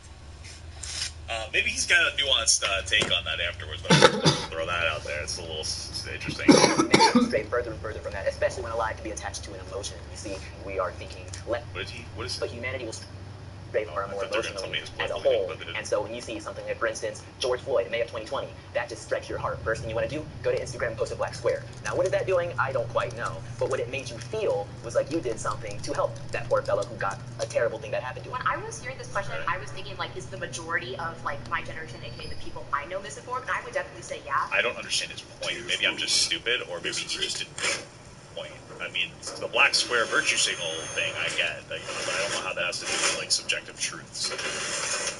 That didn't really resonate with me there. I feel like the lack of information is like almost as bad as like Your guess is as good as mine. the wrong information. Sure. I want to touch upon something you said. Change the way we see information, whether that is misinformation or truth.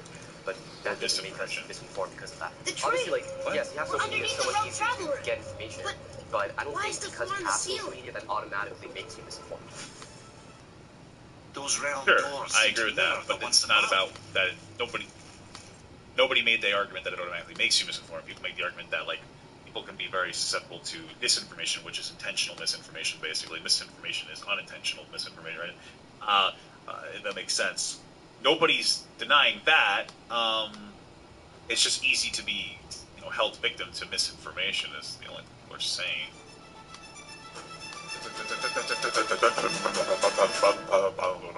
I wish I could watch the full videos, because they cut this up down to they cut it down to 10 minutes. They're hours long, I believe. So I really wish we could watch the core video, the original video. I wish we could watch me not die. That would be so pogger. You guys are stinky. My appearance influenced my political beliefs. I mean, you literally. This is not a good question. Like, the conversation that comes out of it might be good, but this is not a good question, because your parents will 1,000% always influence your political beliefs, regardless of whether you align with your parents. Like, you might grow up in a very progressive household, and it might make you a progressive, or you might grow up in a very progressive household and realize that these people are fucking crazy, and then you'll become more of a moderate or a conservative, or you might grow up in a conservative household, and you know what I'm saying? So this question is silly. The conversation out of that question might be pretty decent, but grew up in a conservative Christian household in Iowa, so I'm very, very well around the conservative politics. My parents have absolutely influenced like not only my moral. I mean, I guess unless your parents never talk about politics, I suppose that's an aspect of it. My political views through that manner. I think a lot of those teach pressure rather than being more progressive over time, rather than actually being conservative. Yeah, for me it's kind of similar. My dad is Christian, but in Vietnam they have this thing where actually like they practice both Buddhism and Christianity. From both religions, both Buddhism and Christianity, it's always thought about like we as a community need to take care of each other, we need to respect each other, and we need to create like the best society we can. My parents not like directly telling me like, no, you should believe this or you should believe that, but just the way that they have taught morals to me and also their own personal experiences have been different. Basically, what can you do that is the best for others? Of course, not everyone agrees with my beliefs, but regardless of that, I still want them to have. I'd say my parents gave me probably one of the most interesting childhoods out there. I was observant, so I watched my community, and when I saw how things had progressed in my community and then sort of just stopped, especially during the housing recession and crash in 2007 and 8, I had a deep question as to why aren't things getting better. They didn't teach me anything. They let me learn my own way, because if they had taught me something, I wouldn't have had the thirst to know more. I stepped forward because I believe without them, I could have had some other sort of belief, but I felt that what they taught me pushed me down my path. So I became a conservative in 2018, and I became that based off my research. I was actually... I remember Nathan. I remember this guy, Nathaniel. You know, I've often, like on the video, I've often talked about how I would, like, want to go on with these, but I don't think I would anymore. Why don't you let me because after the review I did my video, the guy was like, yo, this is like 3 hours long, they cut it down to a lot of stuff out of context, and it's like, I don't think I want my words to be susceptible to being basically disinformation, like poorly interpreted, especially since I like to think that I have some nuanced takes that can be, like, without proper building and full context, would be like something that would be perceived as like a negative thing when I'm really just trying to be a little intelligent. For that, just because anyone else around me. I would know some collection of Bible or anyone else that knows how to just like I do. We need less government spending, we need to cut taxes, we need to cut government spending, and Donald Trump would definitely do that. Are your parents conservative? They are. Why do we need less government spending? That's the question. So here's the thing. I think that we need more efficient government spending. It seems like there's a lot of bullshit in the middle. I think that we can use, like, there's a conversation about trying to cut the middleman out. When it comes to, like, welfare programs, I'm a big UBI guy over welfare programs. Because there's like 126 different welfare programs. A lot of micromanagement involved in this. Hands and more individuals to be dumb about it. You know? Whereas with UBI, just allow it to make it easier, you know. I can understand more efficient government usage of funds, but like what programs are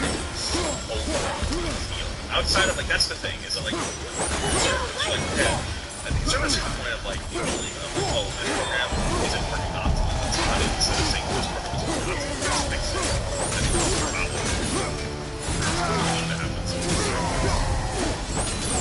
Politics never came up with you.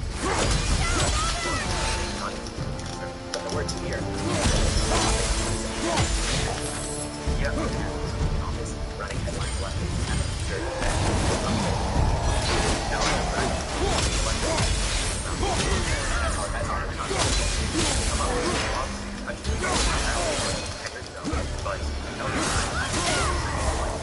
I feel like everybody's inserted in politics.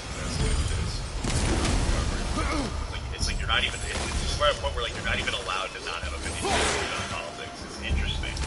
Like, someone's like, are you pro-choice or pro-life? And you're like, you know what, I don't know. When he says that, you're like, oh, seriously? Is it you want babies to die, or is it you want women to die? It's one of those two. You don't want women's rights? It's like, I just don't want to be part of this, you know what I mean? That's why I respect people who are like, I'm apolitical, I don't care, more than the people who are like, oh, well, you know, I can see both sides of the aisle. I'm a moderate progressive, I like to think, but, like, I'll never, but, like, the biggest issue with people, like, being, like, centrist, like, curse word centrist, you know, is usually people who will refuse to take a stance on a topic, right? Like, if you're somebody that knows conservative views and progressive views in different ways on different topics, I can respect that, as long as you have, like, yeah, this is my stance on this. But if you're somebody that's just, like, a middle grounder, because you don't want to be part of, like, you don't want to get any shit from either side, just say you don't give a fuck about politics. You don't have to pretend to fucking care about shit. It's annoying. Multi-family is very much more like democratic.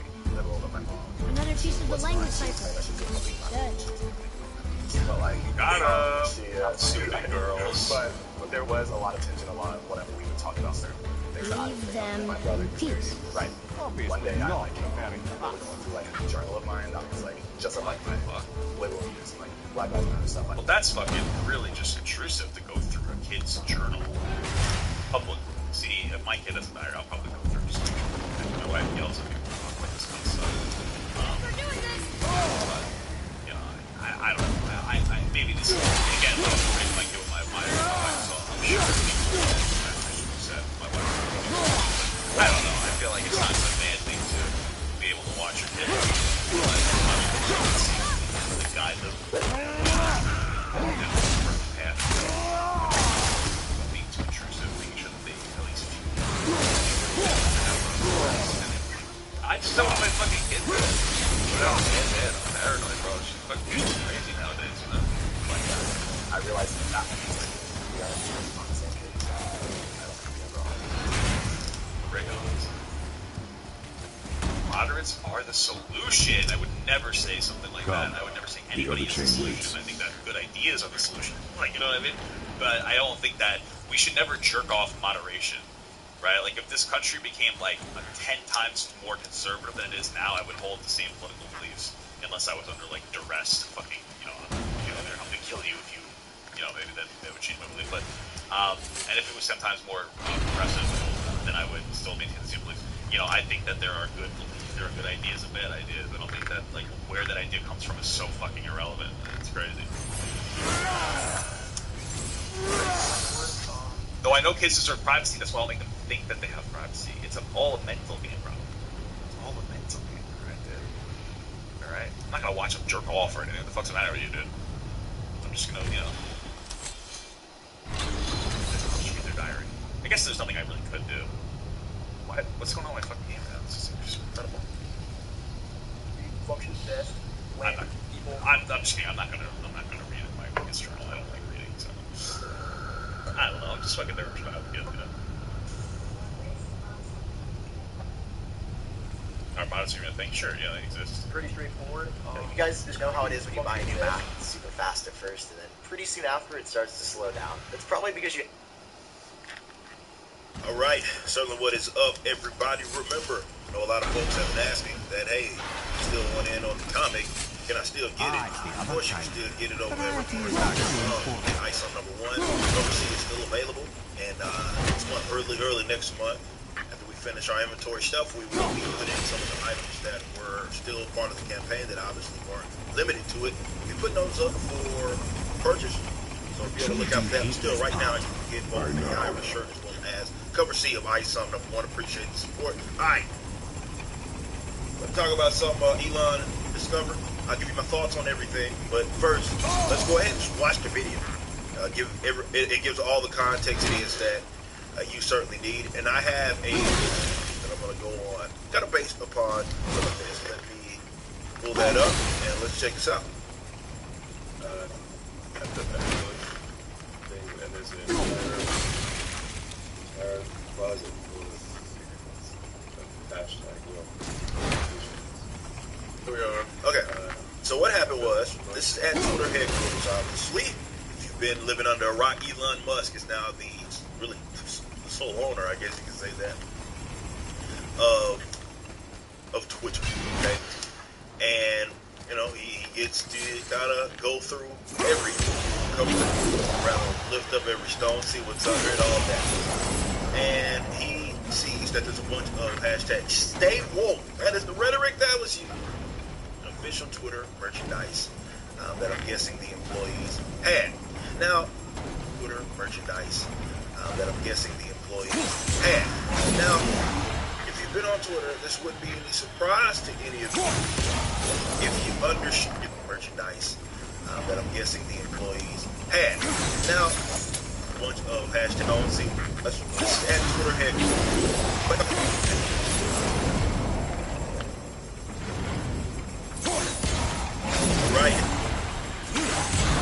Alright, certainly what is up, everybody. Remember, I know a lot of folks have been asking that, hey, I still want in on the comic, can I still get it? Of course you can still get it over at Reports.com. Get Ice on #1. Cover C is still available, and next month, early next month, after we finish our inventory stuff, we will be putting some of the items that were still part of the to it. We'll be putting those up for purchase, so be on the lookout for that. But still, right now, you can get both the Irish shirt as well as cover C of Ice. Something number one, appreciate the support. All right, let's talk about something Elon discovered. I'll give you my thoughts on everything, but first, let's go ahead and just watch my video.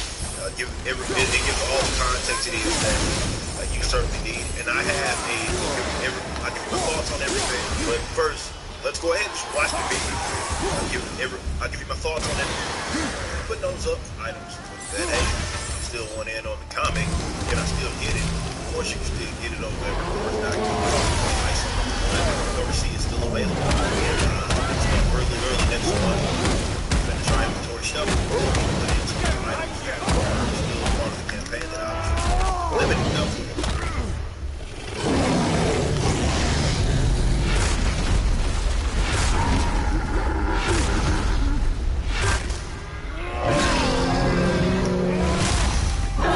Alright, so what a video. Give Rick that was used. Official Twitter merchandise that I'm guessing the employees had. Now, if you've been on Twitter, this wouldn't be any surprise to any of you if you understand kind of the policies and the direction that they went. And you've seen there's been plenty of, we've seen the data, Twitter employees, and how they are heavily slanted to vote in a certain way. Or obviously Democrats. It's not even like close, you're talking about whatever, like 90%. So obviously there was a slant there, and it had been present, and if you were on the platform, you felt it, because a lot of the policies that ended up in, let's say, people getting punished, being suspended, locked out of their account, whatever it was based upon exactly that. It was more geared towards leftism, especially with the political stuff. The whole misinformation, it only applied to, let's say, one side. Now, of course, my issue had always been the weirdos who would deny this existence, right? Because they wouldn't like to, they could do two things. They'd either deny completely, or they would act as if, of course, those guys are always right. They're always correct about everything. So when they do something, it's okay for them to do it, but when you do something, it's evil, rotten, and all that stuff. But it was a heavy slant there. It was very present. Anybody that was there understood. Be back in a second. We can't wait forever. Oh, you're not too fast, please. Mexican spices made for nacho cheese. Only at Taco Bell.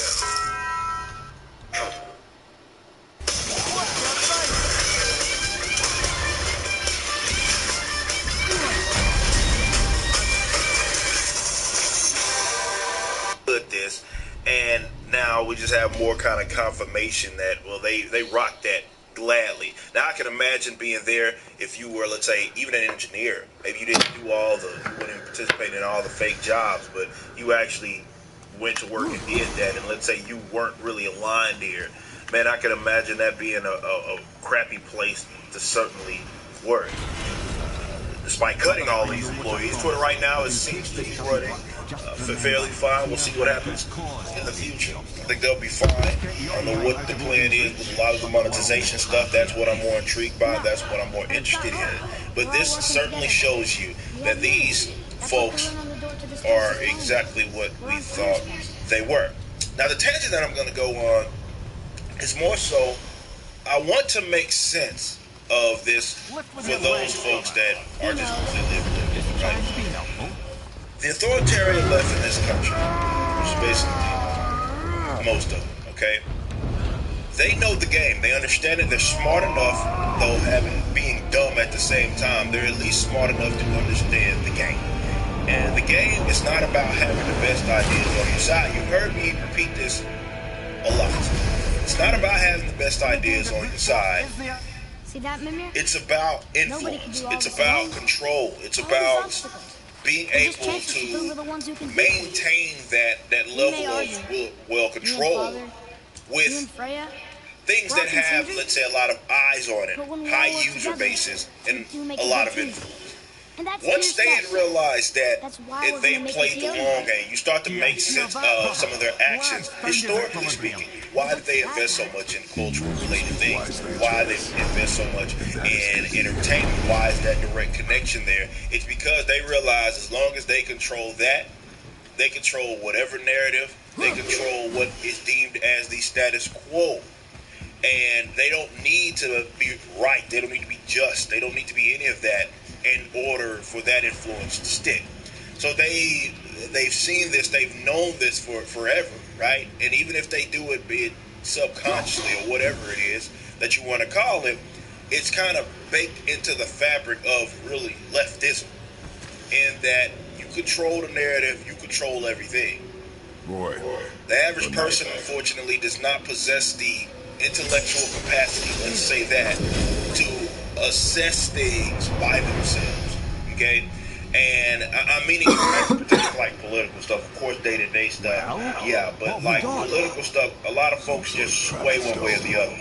I would love to change that. It's going to take cultural infiltration to even get people to think along those lines, as opposed to what do these people say is the right thing versus after you critically thought about it, you came to a logical conclusion. I would love for that to happen in some other cases. So they control the profit channels, they control social media, right? They control entertainment, they control those levels of things. And really the only thing that happened with this whole Elon situation is that Elon was a guy that is, I'm not going to even say he's not a leftist, I'm just going to say he sees one very crucial aspect, just even a tangent bit, a little tad different than what his other colleagues do. And because he now owns a platform that is, again, user-based, has people on it that are interactive, and you get to see the difference between, and those of you that have been there, between now and, let's say, the last few years, and how the platform has changed. We've seen a lot of our guys be able to get back on the platform, Nick Rekieta and all those guys. This is important, okay? And the reason why they're so irate and angry, it has less to do with Elon Musk as a person and where his views are, even politically. It's more in the fact that, well, you have destroyed, just by existing, you have destroyed, or rather being owner of this, you have destroyed our plans. Okay? And he said, if you go follow his Twitter, he's talked about how with some of this stuff regarding the left, and let me see if I can find some of these tweets and what he's uncovering when he's seeing some of this stuff. Let me see if I can find some of these where he kind of goes into this. He was like, even there was some comment where he was like, even the people that are of the far left folks had not been banned, had not been previously banned. There was some people, I think it was Dinesh, if I'm not mistaken, he had said something about, like, well, it was something that was coordinated more so. It was aimed at people that had conservative slants and whatever. And he confirmed. He was like, yeah, that's essentially what it was and what it had been. And look, take it for whatever it is. Like, here's one right here. You see, he says, imagine Elon were actually the right-wing boogeyman these spoiled lefty journals, pretend he is, and decided to turn the tables and ban all left-wing news from Twitter. He says, as is obvious to all but the media, this is what Elon Musk says, there is not one permanent ban or even the most far-left account that's spouting utter lies. This is where Tyr stepped beyond. That was what it was. Keystone protected him. And that is the case on other forms of social media as well. The difference is that there's been a kind of transfer of power here with Twitter, and this stuff is getting uncovered. Understand the game is the point that I want to make. It ain't about having simply the best ideas. That is not good enough. If you want liberty to win, you want prosperity, freedom, all those concepts that I'd like to think many of you guys that watch my channel understand and you value, and you would like to see that within your lifetime, an advancement, or rather it being moved to that direction. Then that's where the fight is. It's culture. It is culture. Once that status quo gets changed, you'll see everything change alongside it. Can't be that. at least Breitbart, I'm not a conservative, but even Andrew understood this. I'd suggest we look that inside. politics are on the downstream. Challenges are never Change as the simple as culture, they appear. change the politics by default. Well, this is fast. The pedestal.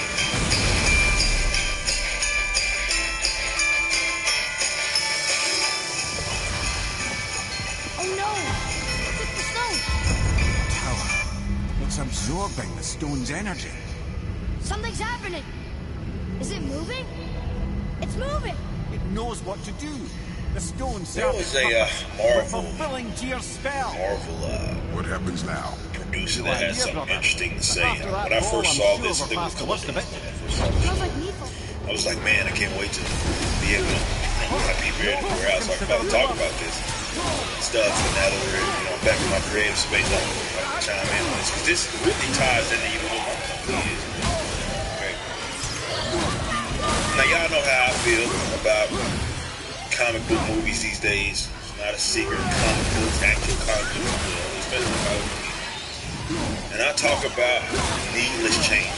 Not changes that are there because they make sense in order to have the story or character be able to translate to the big screen from the books.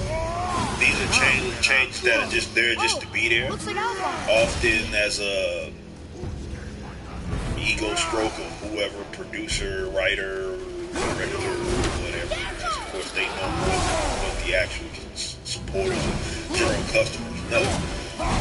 And the benefit that some of these companies have, well, let's say for Marvel, DC, and movies, when a lot of these changes happen, if definitely now the comic books movies are in, let's say that, shows are in, and people are at least going to give it the time of day, even if it sucks.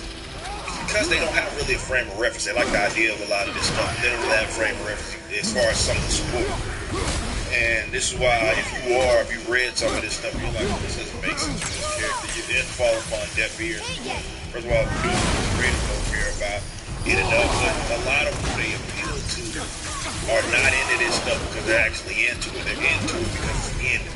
So they don't have a frame of reference. Never bought a book in their life, let alone watch a show based upon these characters. So when you don't have that, that's not a knock, right? That's not any disrespect.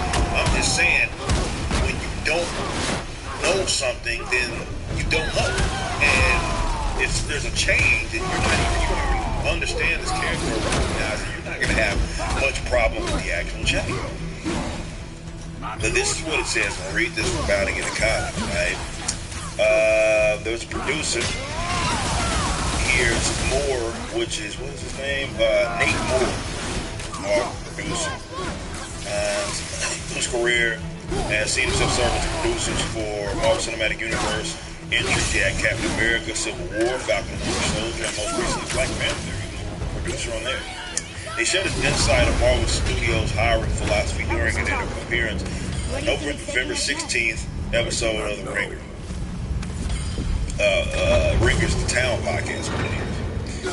Oh, no. And he said, speaking to... Oh dear, here they come. Enemies ahead. When the stakes are high at work, your tone matters. Grammarly's advanced tone suggestions can help. Because when you write with just the right confident tone, you can meet any challenge to move your project forward.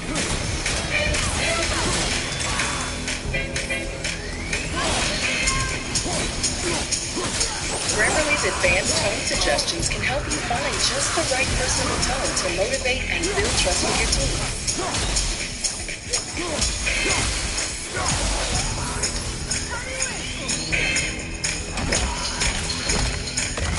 To host Matthew Maloney about his general experience from the Disney subsidiary, Moore was eventually asked if there was some kind of Marvel boot camp or something that you do with these filmmakers to integrate them, them into the world that and this world, and knowing all the things that they need to know. Okay. So there is no Marvel boot camp. Like, nah, not really. Noting that some Marvel writers grew up reading and collecting comics such as Avengers Endgame co-director Joe Russo and Black Panther director Ryan Coogler. I don't believe actually any of that. That's not here nor there, to be fair. Moore told Baloney one thing I think is interesting, and specifically for writers, I would say, is that a lot of times we're pitched writers who love Marvel, and to me that's fair.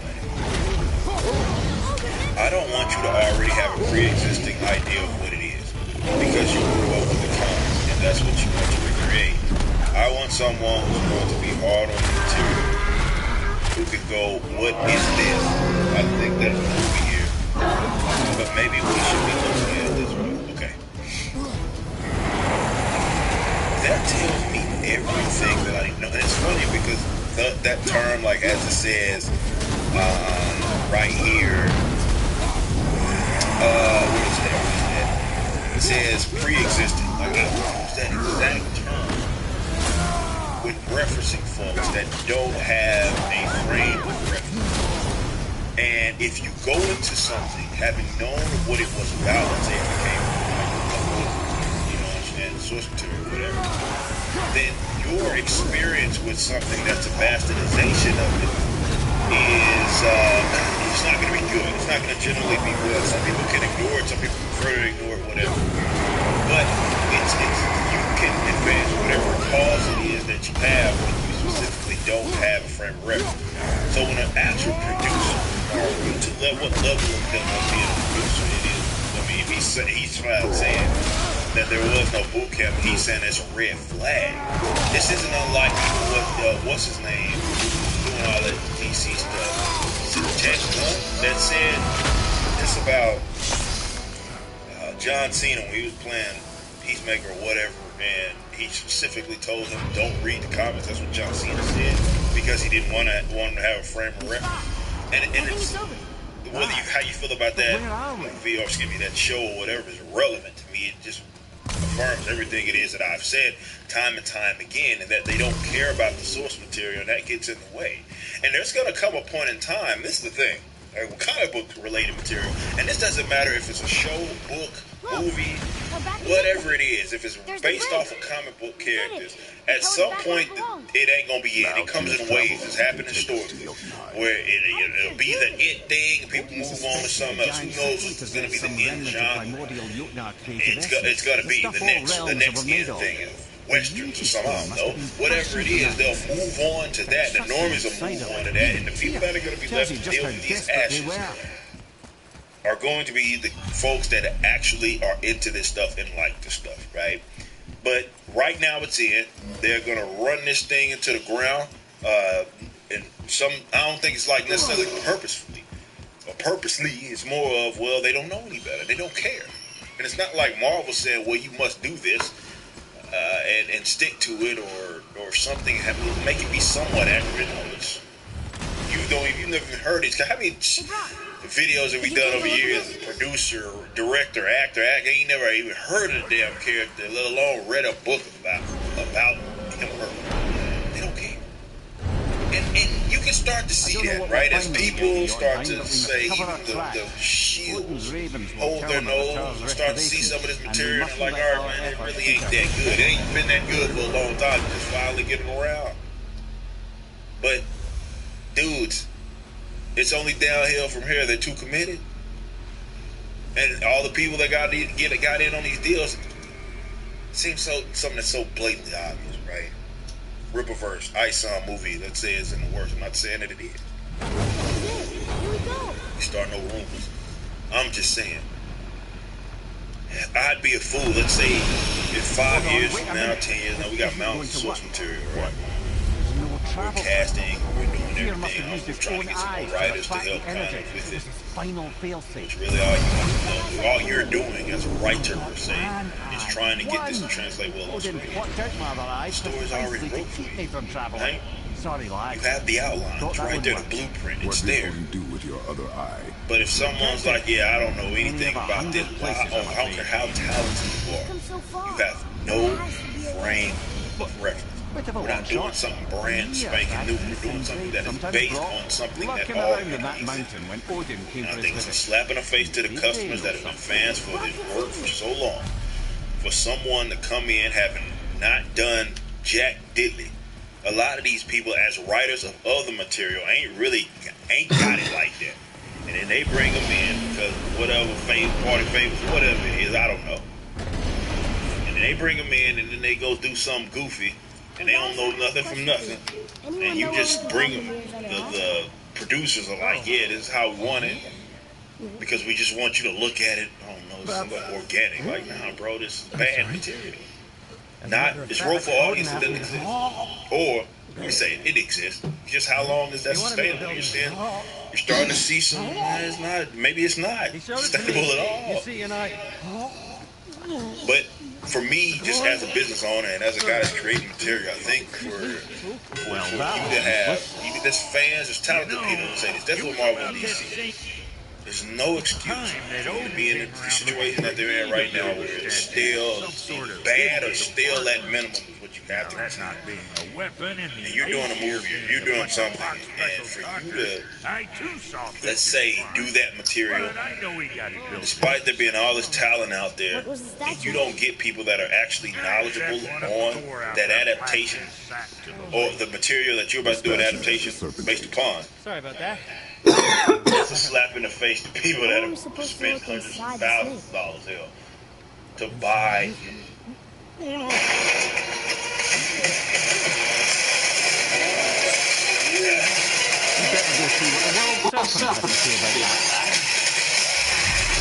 Are you impressed? Now on sale. Buy now.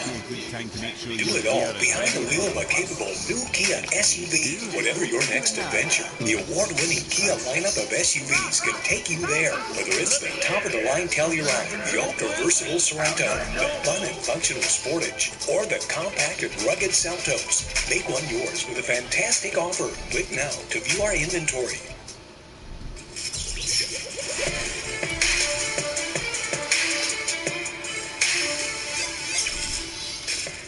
I actually have a lot of DC and Marvel comic book stuff that I can go over, including the MCU, because there's been some stuff going on with that. I wanted to start things off with DC Comics, though, because I think out of both of the big publishers, they're in the worst shape. They're redoing their universe again. They're going to reboot it all for like the third time in 2 years. I don't know if that's exactly right, but they have rebooted their universe quite a bit. And one of the reasons they keep doing that is because they don't have any idea what the hell they want to do. And their sales are bad. Now, I don't mean that like you're thinking. The main problem that DC has is the only character that they can sell is Batman. Now, I couldn't find the actual comic book chart for October right here. But I can use the top 20 superhero graphic novels to kind of show you. Like, the main character that's selling on here for DC Comics is Batman. They've got some Sandman books on here, but that's because of the Netflix show. Watchmen's always on this list. Then you have Batman. Oh, Miracle Man Omnibus. It's kind of a fluke. It's not the norm. Sandman, Batman.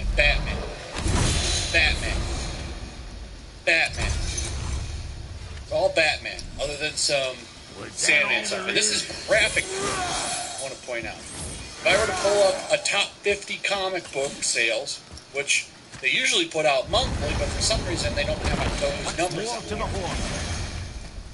you would see that the only comic book that anyone's interested in buying that has the DC name on it is Batman. Everything else just kind of barely survives. It's really bad. A lot of this has to do with the focus of the company.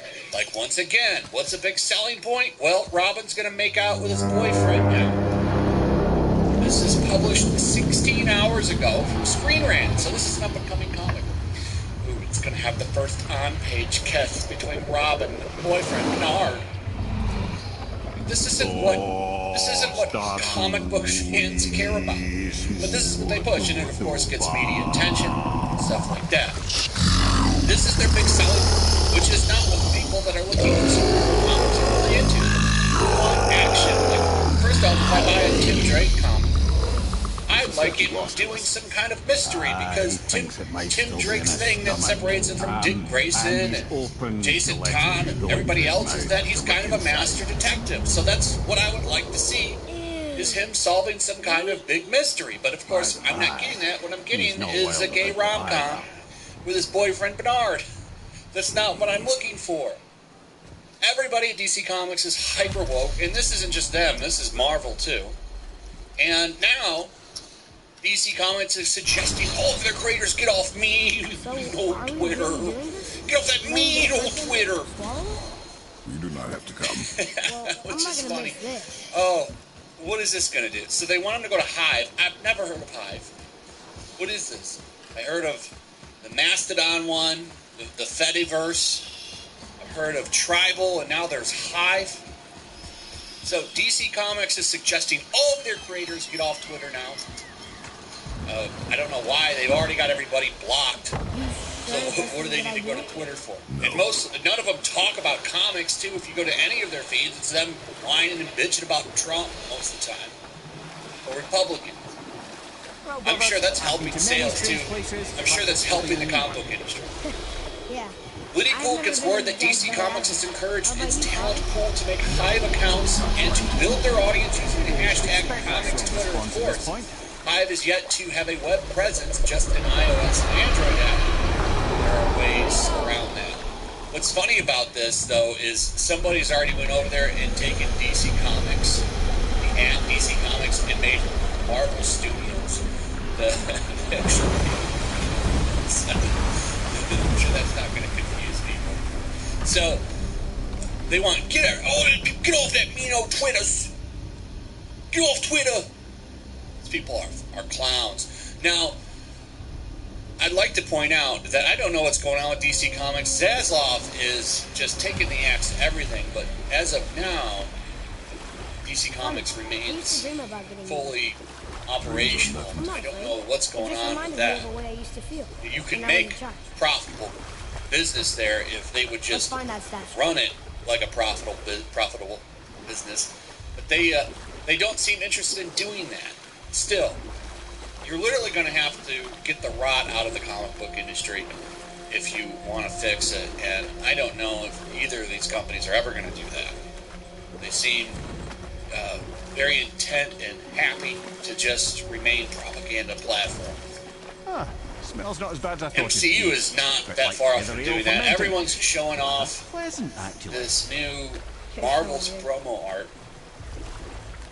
Here's Brie and her co-stars. So you got Monica Rambeau, Miss Marvel, and Carol Danvers here. Kamala Khan, Carol Danvers, and Monica Rambeau. I like Monica's costume, actually. Bree's I still hate. I don't like. It's the worst Captain Marvel costume. Miss Marvel's costume is also ugly. I am really curious to how this movie does.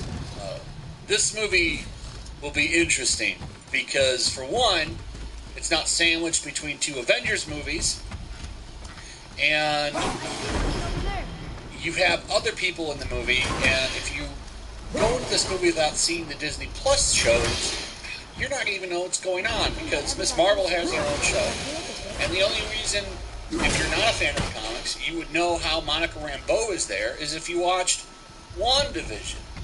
So that's two series you'll need to have watched to really enjoy this movie. So it's going to be interesting to see what this movie pulls at the box office. Maybe they should give Simu Liu a spot in the movie. So he had a big old meltdown yesterday. Simu Liu, if you don't know, was the star of Shang-Chi.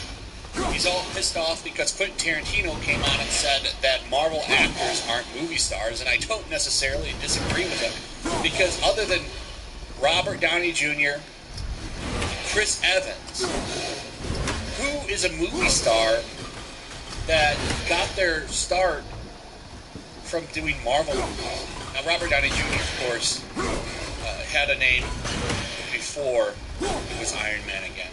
Though I would say it was Iron Man that revived his career. Chris Evans, I think, I can't think of what he did before Captain America, but he's kind of become somewhat of a movie star thanks to these movies. But other than those two, maybe Chris Hemsworth also has become a movie star. Other than those three, Mark Ruffalo, I would argue nobody likes. We'll just leave him on the side. Other than those three, who else has kind of blown up from being in a Marvel movie?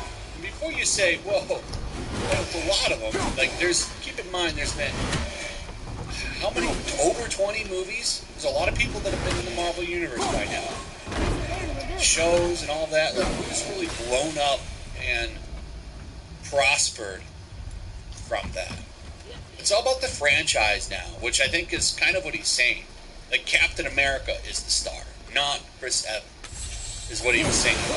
And that falls in line with things that I've been saying. Like, the franchise is the star, not the characters. Now, the actors can seal themselves nice pots of money by playing the character, because people would rather see the same person play the character.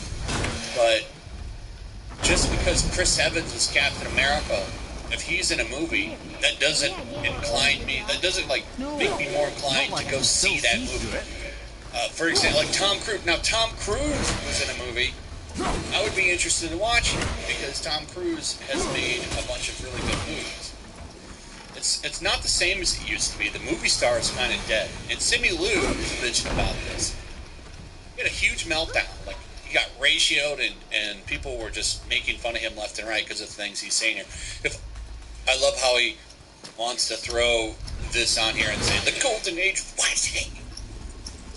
Once again, thinking he's the only Asian martial artist, which always drives me crazy because there's so many legendary people that have came before him that he never, ever gives any respect to. Gently now, gently. Bruce Lee, Jackie Chan, I mean, there's a long list. Jet Li, a Thank you, whole brother. bunch You don't miss that have the death starred in until some it's amazing gone. martial art movies. And he totally ignores him. He wants this, he wants to push this idea that he's the first. It's not true. But he's always looking for attention. He's, in my opinion, worse than Brie Larson. I think he's the new Brie Larson of Marvel, to be honest. Brie Larson hasn't even really done anything lately, if you want me to be honest. She really has just been working out and making her little obscure videos on social media. Other than that, she really hasn't done anything. I don't think that she's going to be... I don't think it's wise to make her the face of Marvel, but... Because she's no Robert Downey Jr. as far as charisma, but... this guy, he's known as the troll of Marvel. He'll go around, he'll fight people online, which tells me he's not very happy. He's fighting people on Twitter. Well, I wouldn't say I'm feeling whole again. But it's just funny to me that he's just keeping this shtick up. It'll serve. Anyway, that's pretty much it. Let me know what you guys think. Also, if you would please like, subscribe, and share the video.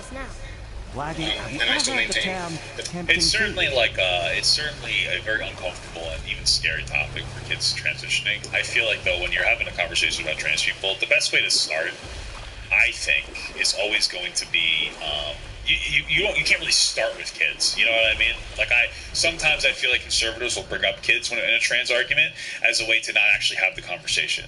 We'll be like, okay, let's start with like grown adults, trans people, which is where like I think everybody we should naturally start. It's very apprehensive about kids transitioning, and they'll be like, well, what if it's the kids? It's like, okay, but like let's get there second. There are two genders, and if you disagree with me, well, that was mildly I'm happy to hear your point of view, and you can try and Maybe our change it. presence is upsetting Jormungandr's belly. So you, and what is your stance on this again? That there are two genders. Okay. I personally disagree, and I know many people that, of course, do agree with this. And again, I very much disagree because I view sex and gender as two things, and typically. Yeah, that makes sense to me. It's like we said before, it's like the gender is the sex of the brain, and getting good brain is a very important part of a healthy relationship. My understanding, though, is that the kids say that getting a good brain is just getting good head. That's what we used to call it. Get good dog, get good brain. You guys are fucking crazy. Stick with the word. Whenever you hear about biological sex, typically it's male or female. Of course, you True. Or dragon. Stuff like that. Dragon. I do view gender I know it's something wrong, but you can suck it up, is that, you know, we have intersex, right? And so intersex is like a biological, we'll say incongruence, right? It's like, it's a little abnormality, where you have a mixture between like male and female genitalia in some capacity. I think it's like male, female, pseudo-male intersex, pseudo-female intersex, and then intersex, something like that. But if there's a body intersex, why wouldn't there be like a brain intersex, right? Like if your body has the incongruence to you know, basically create a situation where, you know, you have some kind of a body mixture between male and female genitalia. What's to say that the brain can't have its own individual intersexness to it? You know what I mean? Where, like, maybe you were born in a way where the chemicals weren't aligning, you know, or they were aligning differently, and you have some kind of, like, incongruence in your brain rather than in your body that expresses itself, and then we just basically call that, like, gender dysphoria to some extent. You know what you understand what I'm saying? You guys get it. You guys get it. I'm looking for myself. Can I ask you a question? On what do you base that? Why do you believe that? You Gender is different from sex. Where did you start believing The definition of sex is that it is biological. It's pretty cool. So that means primary, secondary, sexual. And gender is very much I don't want to say psychological thing. Yeah, I would say it is. But gender. Correct. I would like to flesh their perspective on that. But like I would say, like to an extent, psychological or brain thing. You know? It's very much, yes. It's very much an identity. That's why typically the terms gender and gender identity are grouped together. And so that's how I personally see that. So what's interesting to me, actually, Charlie, what's interesting to me is what you're saying is actually what the kinds of arguments were presented to me years ago, right? That gender and sex are different. But that's not what's even being taught today. So, for example, you have this administration, Joe Biden, referring to Rachel Levine as her first woman, first female. And now when you look on government form, if you're transgender, you will check the female box depending on the form. So we argue it. Okay, so two things. First and foremost, because I said something about this before, about like, you know, technically this trans person isn't female. I think that in the public perspective, so when he says that this isn't taught, he's not being entirely accurate, in my opinion. Don't run away. When we say, when you say like, oh, this is her first female, you know, admiral or trans, I think a lot of people use the term female interchangeably with women, and not like the official biological sense of the word. Because like female technically means like a biological woman. Female woman, I don't think that people are actively thinking of it like that. They're not going like, okay, let's call him a female, because I think they're just using the term female incorrectly and interchangeably with like a woman or a girl. Same thing when it comes to a government idea, I believe, or some kind of government perspective. When you change your, you know, your sex technically on your license as a trans person, you get legally altered. That's really just adhering to an archaic system where we display our sex onto like your driver's license. Whereas you can probably just display your gender. You can just change it. It's not necessarily that we're being taught these things. They're not different teachings. It's more that like our historically, you know, on a driver's license, you use your fucking male and female. We use sex because there was no other distinction. Now with trans people being able to get legally sex changed, sorry for the proper terminology, which I agree with them being able to do, especially if they've like pretty much fully transitioned. Like we haven't like governmentally been like, okay, let's call gender now. You know what I mean? We're just like, okay, we're kind of using the archaic system of it. You know. And I would say the reason for that is because it was only up until very recently that sex and gender were used interchangeably. The idea that they are separate is a very modern theory. I would argue it's not rooted in reality. It started with postmodern feminism. It started with French existentialism and through postmodern feminism. And now we end up at the point where no one can agree on how many genders there are. Your children are transgender because we've decided to tear down an institution, but ever beat them up. Sorry,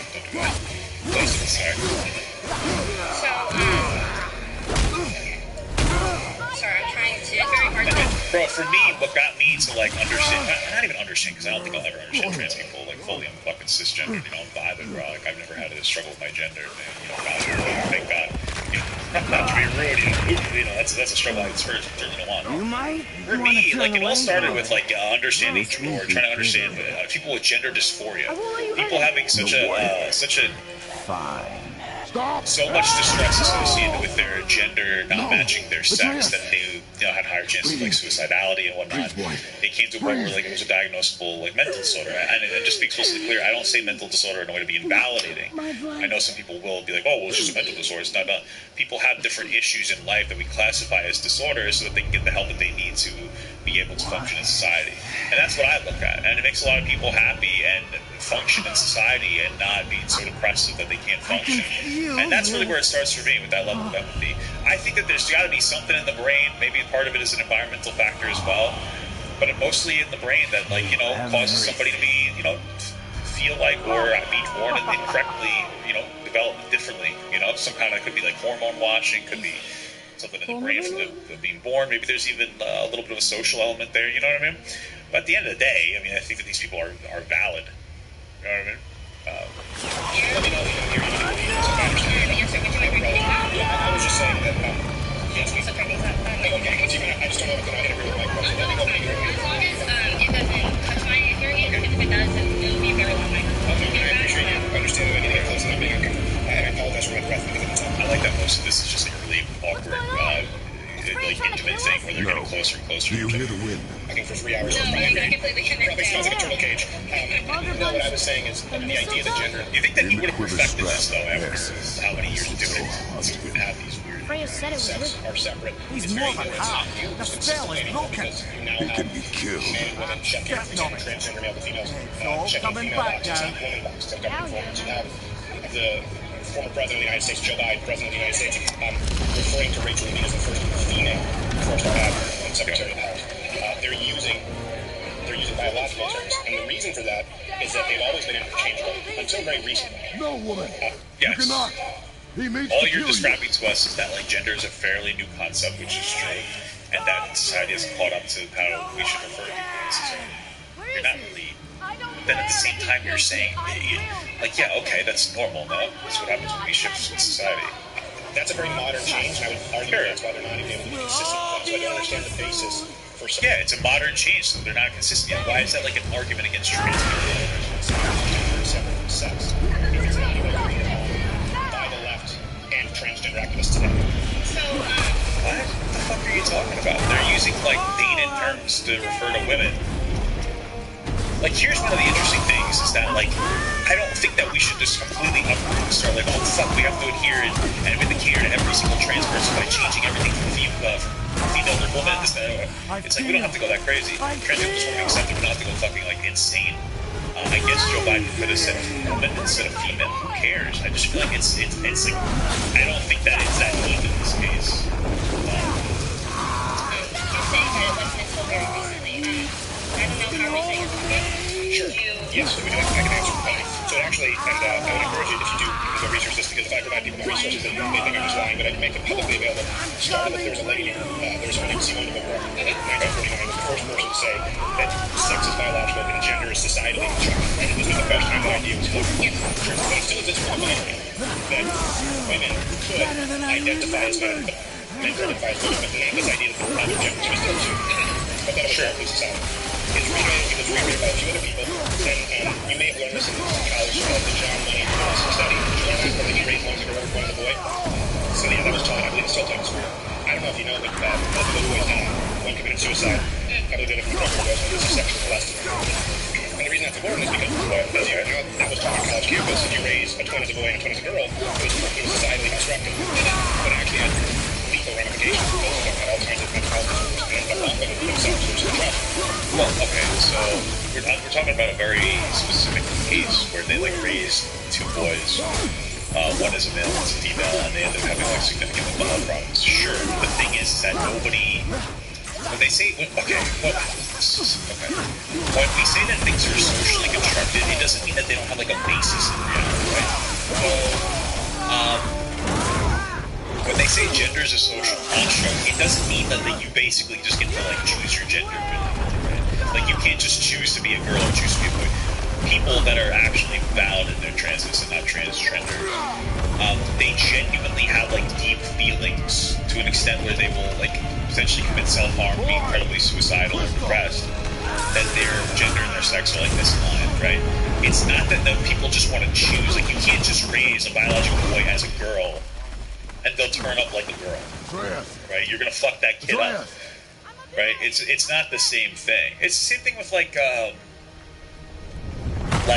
you know, your hands are a social construct. Like what we call hands are a social construct. The way that we organize and classify hands is sort of like, you know, your fingers or phalanges. You know, we could have made this whole hand to be considered like we call it a penis. The word is irrelevant. We could have classified or grouped different muscles or bones together in different ways. We could have, you know, there's so many different things, but that doesn't mean that your hand doesn't exist objectively. Just like I think trans people exist objectively as well in society. It's just like how we label them, how we classify, how we deal with the potential mental health struggle that a trans person goes through. That's what it is. It still exists in nature. It's just like what we call it, how we classify it. It's really just a classification thing. You know? Yeah. And if we could have just called hands skinny toes, for sure. For sure. That's totally fair. John Money existed within the mind. Only until Judith Butler in the 80s and 90s did they say gender is societally constructed, and by the way, there are more than two genders. And it was not created by, it's not a theory that was floated from scientists, doctors. It was floated from existentialists and feminists. It's not rooted in reality. Before that, gender was really a grammatical term. It's from the romance language, like I speak. Okay, but now you have like, a lot of mental health. So this is another thing too. Is like we were really dated in our mental health study and analysis for a very long time. We're getting better. We're still not like all there.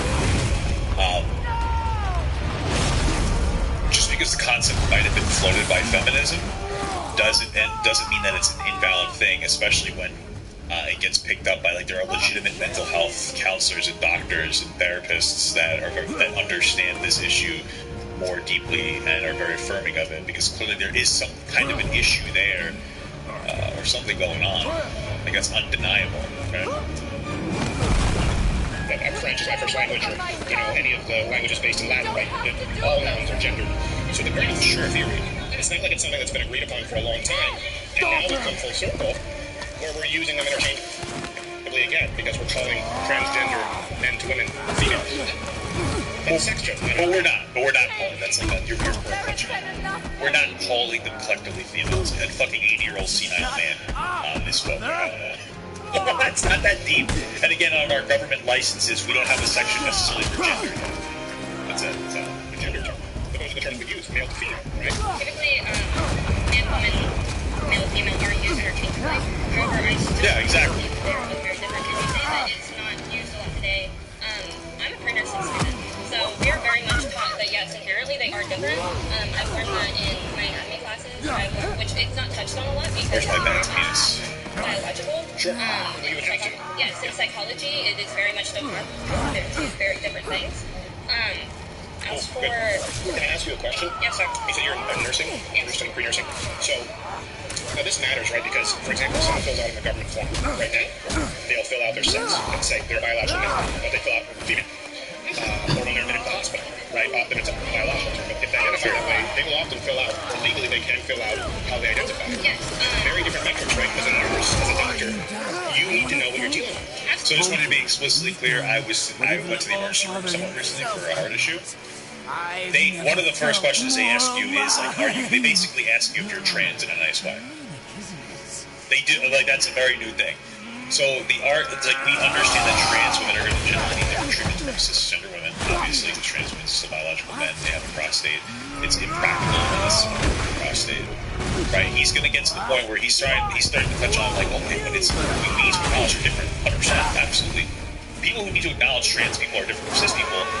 All are in the cases of sports, doctors, and if you're going to fuck them, right? That's pretty much it. Those are, outside of that, socially, it doesn't matter. Well, someone's walking around, you don't need to know if they're their legs in general, right? But they ask you. They ask you, so they help you get specific medical treatment that you need. Like, that's just part of it. It was a bizarre question to be asked. I laughed a little bit. They're like, I forget exactly what they said. It was a nice way of saying, like, where are you born? And I was like, fuck, do I look like I was? I'm a big motherfucker, you know what I mean? But they ask you the question. Of course, you need to make the distinction. But again, this is really just society catching up with the concept of gender. That's pretty much all of it. Absolutely. And, yes, like you said, on documents now, you can legally do the gender that you identify with. Which is amazing, great step forward for that. But those people do have to make sure that they're like, hey,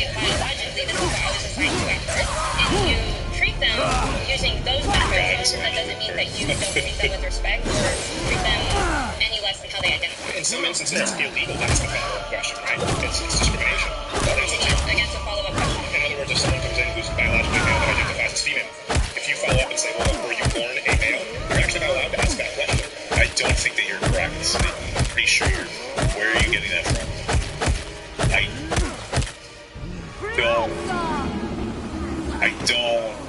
What?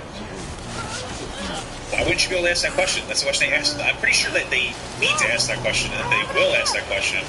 And also, you give them your medical history. If you're a trans person and you don't want the doctor to know that you're trans, you're just hurting yourself at that point. I mean, I don't know what to tell you. Why does it think that? Depending where you are, in certain countries, that's actually considered discrimination. Okay, but not in this country, by your own. In certain countries, are we in that country? That's a dumb. Those people are just dumb. Who cares? This is an irrelevant argument. Because they identify. Well, even in certain areas, there have been lawsuits in the United States that are right now going up to the Supreme Court. Where? What lawsuits? Well, I think that matters. For example, we've had now here men can get pregnant. What do you mean? Like what? You just there's lawsuits. What lawsuit the fuck are you talking about? What lawsuit are you talking about? Where a trans person is able to sue a fucking doctor because they asked them if they were born a man or a woman? You're just. I feel like you're just lying at this point. What? You will not come to us again. Look, okay. Even if you're somebody that agrees that gender and sex are the same thing, blah blah blah blah, can we just agree that like this motherfucker's just weirdly lying right now, and he's just like, just be honest. Yeah, there's lawsuits. Which ones? You hear about the chicken who couldn't cross the road. Like, what's your argument? It's like bizarre. What lawsuits? Student, it's not true. Men cannot get pregnant. And then he moves on to men can't get pregnant. Like, okay. Like if you don't think that if you think that trans men are valid, then you believe that trans men can get pregnant, of course. If you don't believe that, of course. But like now we're 10 steps ahead. But which lawsuits are you talking about? Like, let's stay inconsistent here. What the fuck is he talking about? For example, we've had now here men can get pregnant.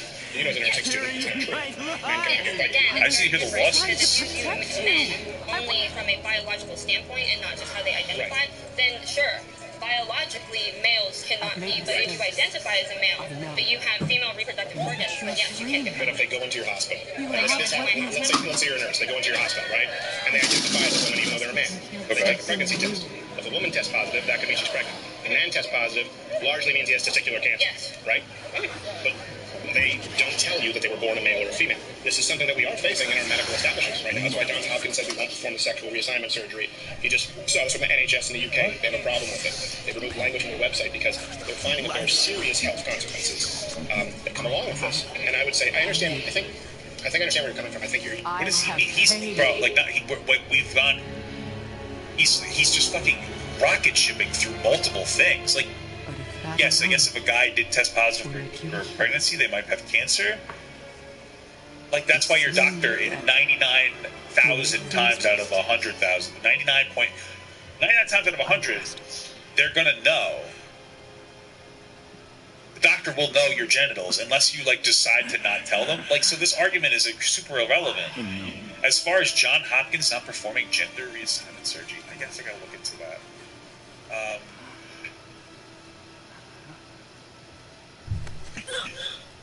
What? No, father! Okay, what did he say really quick? That's in the UK. They have a problem with it. They removed language from their website because they're finding that there are serious health consequences that come along with this. And I would say, I understand. I think I understand where you're coming from. I think you're an empathetic person. And I would say this: I am coming from a place that I don't hate anyone who's absurd and prejudice. That's in the UK. They have a problem with it. They removed language from their website because they're finding that there are serious health consequences. That's why Johns Hopkins said we won't perform the sexual reassignment surgery. John Hopkins. What did they say about this? Peter Johns.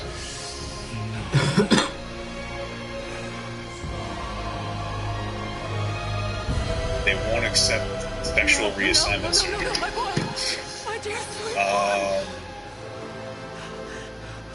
Okay. Long shadows cast by psychiatrists on transgender finally receives a Johns Hopkins. He chose this. Let's see. Nearly 4 decades after he derailed the pioneering guilt-ridden homosexual men. What? After he derailed the pioneering transgender program at Johns Hopkins with his views on guilt, seeing his institution go full circle with the resumption of gender assignments. What is he talking about? Like, where?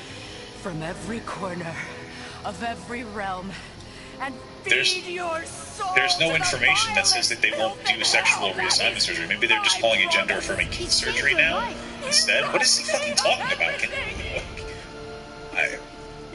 What is he fucking on about? He's just like, rock. When did we say that? What is he talking about? You just saw this from the NHS in the UK. They have a problem with it. They've removed language from their website because they're finding that there are serious health consequences that come along with this. And I would say, I understand. I think, what is he? I think I think Jess in the UK, they have a problem with it.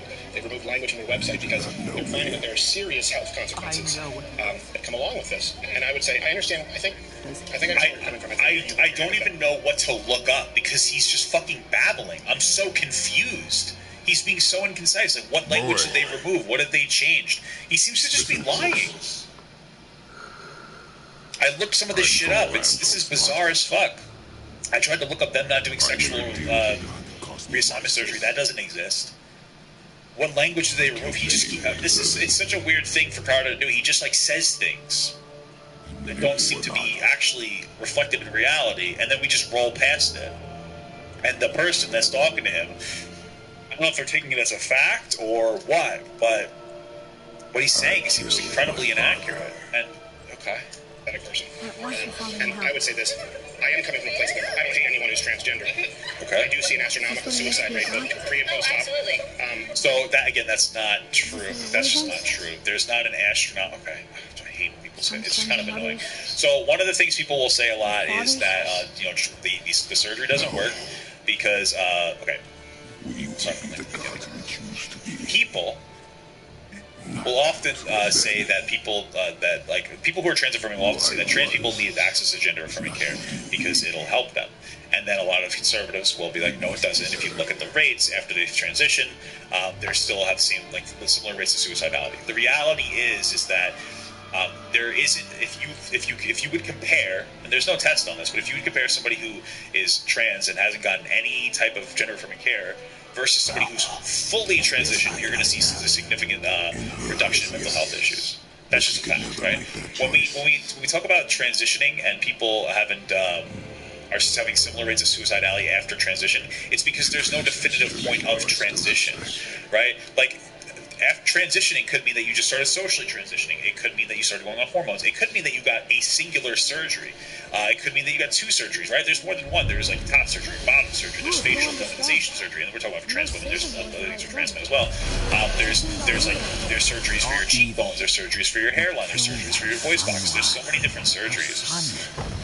And there's not like a specific point to say like, oh, here you go. On top of that, there are trans people, especially ones who go through a male puberty, we're talking trans men specifically, who their bodies are significantly changed in a way where they're never going to be able to look like an ideal body. There was no easy choice for anybody. So like, it's very out of context. I guarantee you, if people had access to gender affirming care in a more robust way, then yeah, you're going to see people. But this is expensive. Like, not everybody who's trans gets access to being able to transition. It costs hundreds of thousands of dollars. You know. So, and yeah, being demonized by society is negatively impacting on the mental health as well. So, like, we're not seeing, like, it's just such an out of context statistic to push out there. It's so dishonest, so fucked. He's talking about the NHS removing women from their pages about ovarian cancer. Is that all he's talking about? Okay. That doesn't really sound like... It's a little weird, but it doesn't sound like it. It doesn't sound like an anti-trans. It's weird. I see that as an issue that is not solved through transition. However, I don't think... But you're wrong. Again, I don't think that is necessarily it is a transgender issue because transgender youth are 4 times more likely to commit suicide than the cisgender youth, and that's a very big problem. Hey guys, sorry, I'm doing it. Simple-minded stone She has hearing aids. She has hearing aids, and it kind of sets them off. Could you just... Oh my god. Alright, listen, I'm not trying to amusement of the court. So they're screaming because they want to be obnoxious and disrupt crowd, right? And like, that's annoying, right? I want to see. But I just find it interesting that Crowder's response is like, guys, she has a hearing aid. It's really disruptive when you do this. It's like, what? It's just a weird comment to make. Like, why does her hearing aid have nothing to do with them being fucking obnoxious?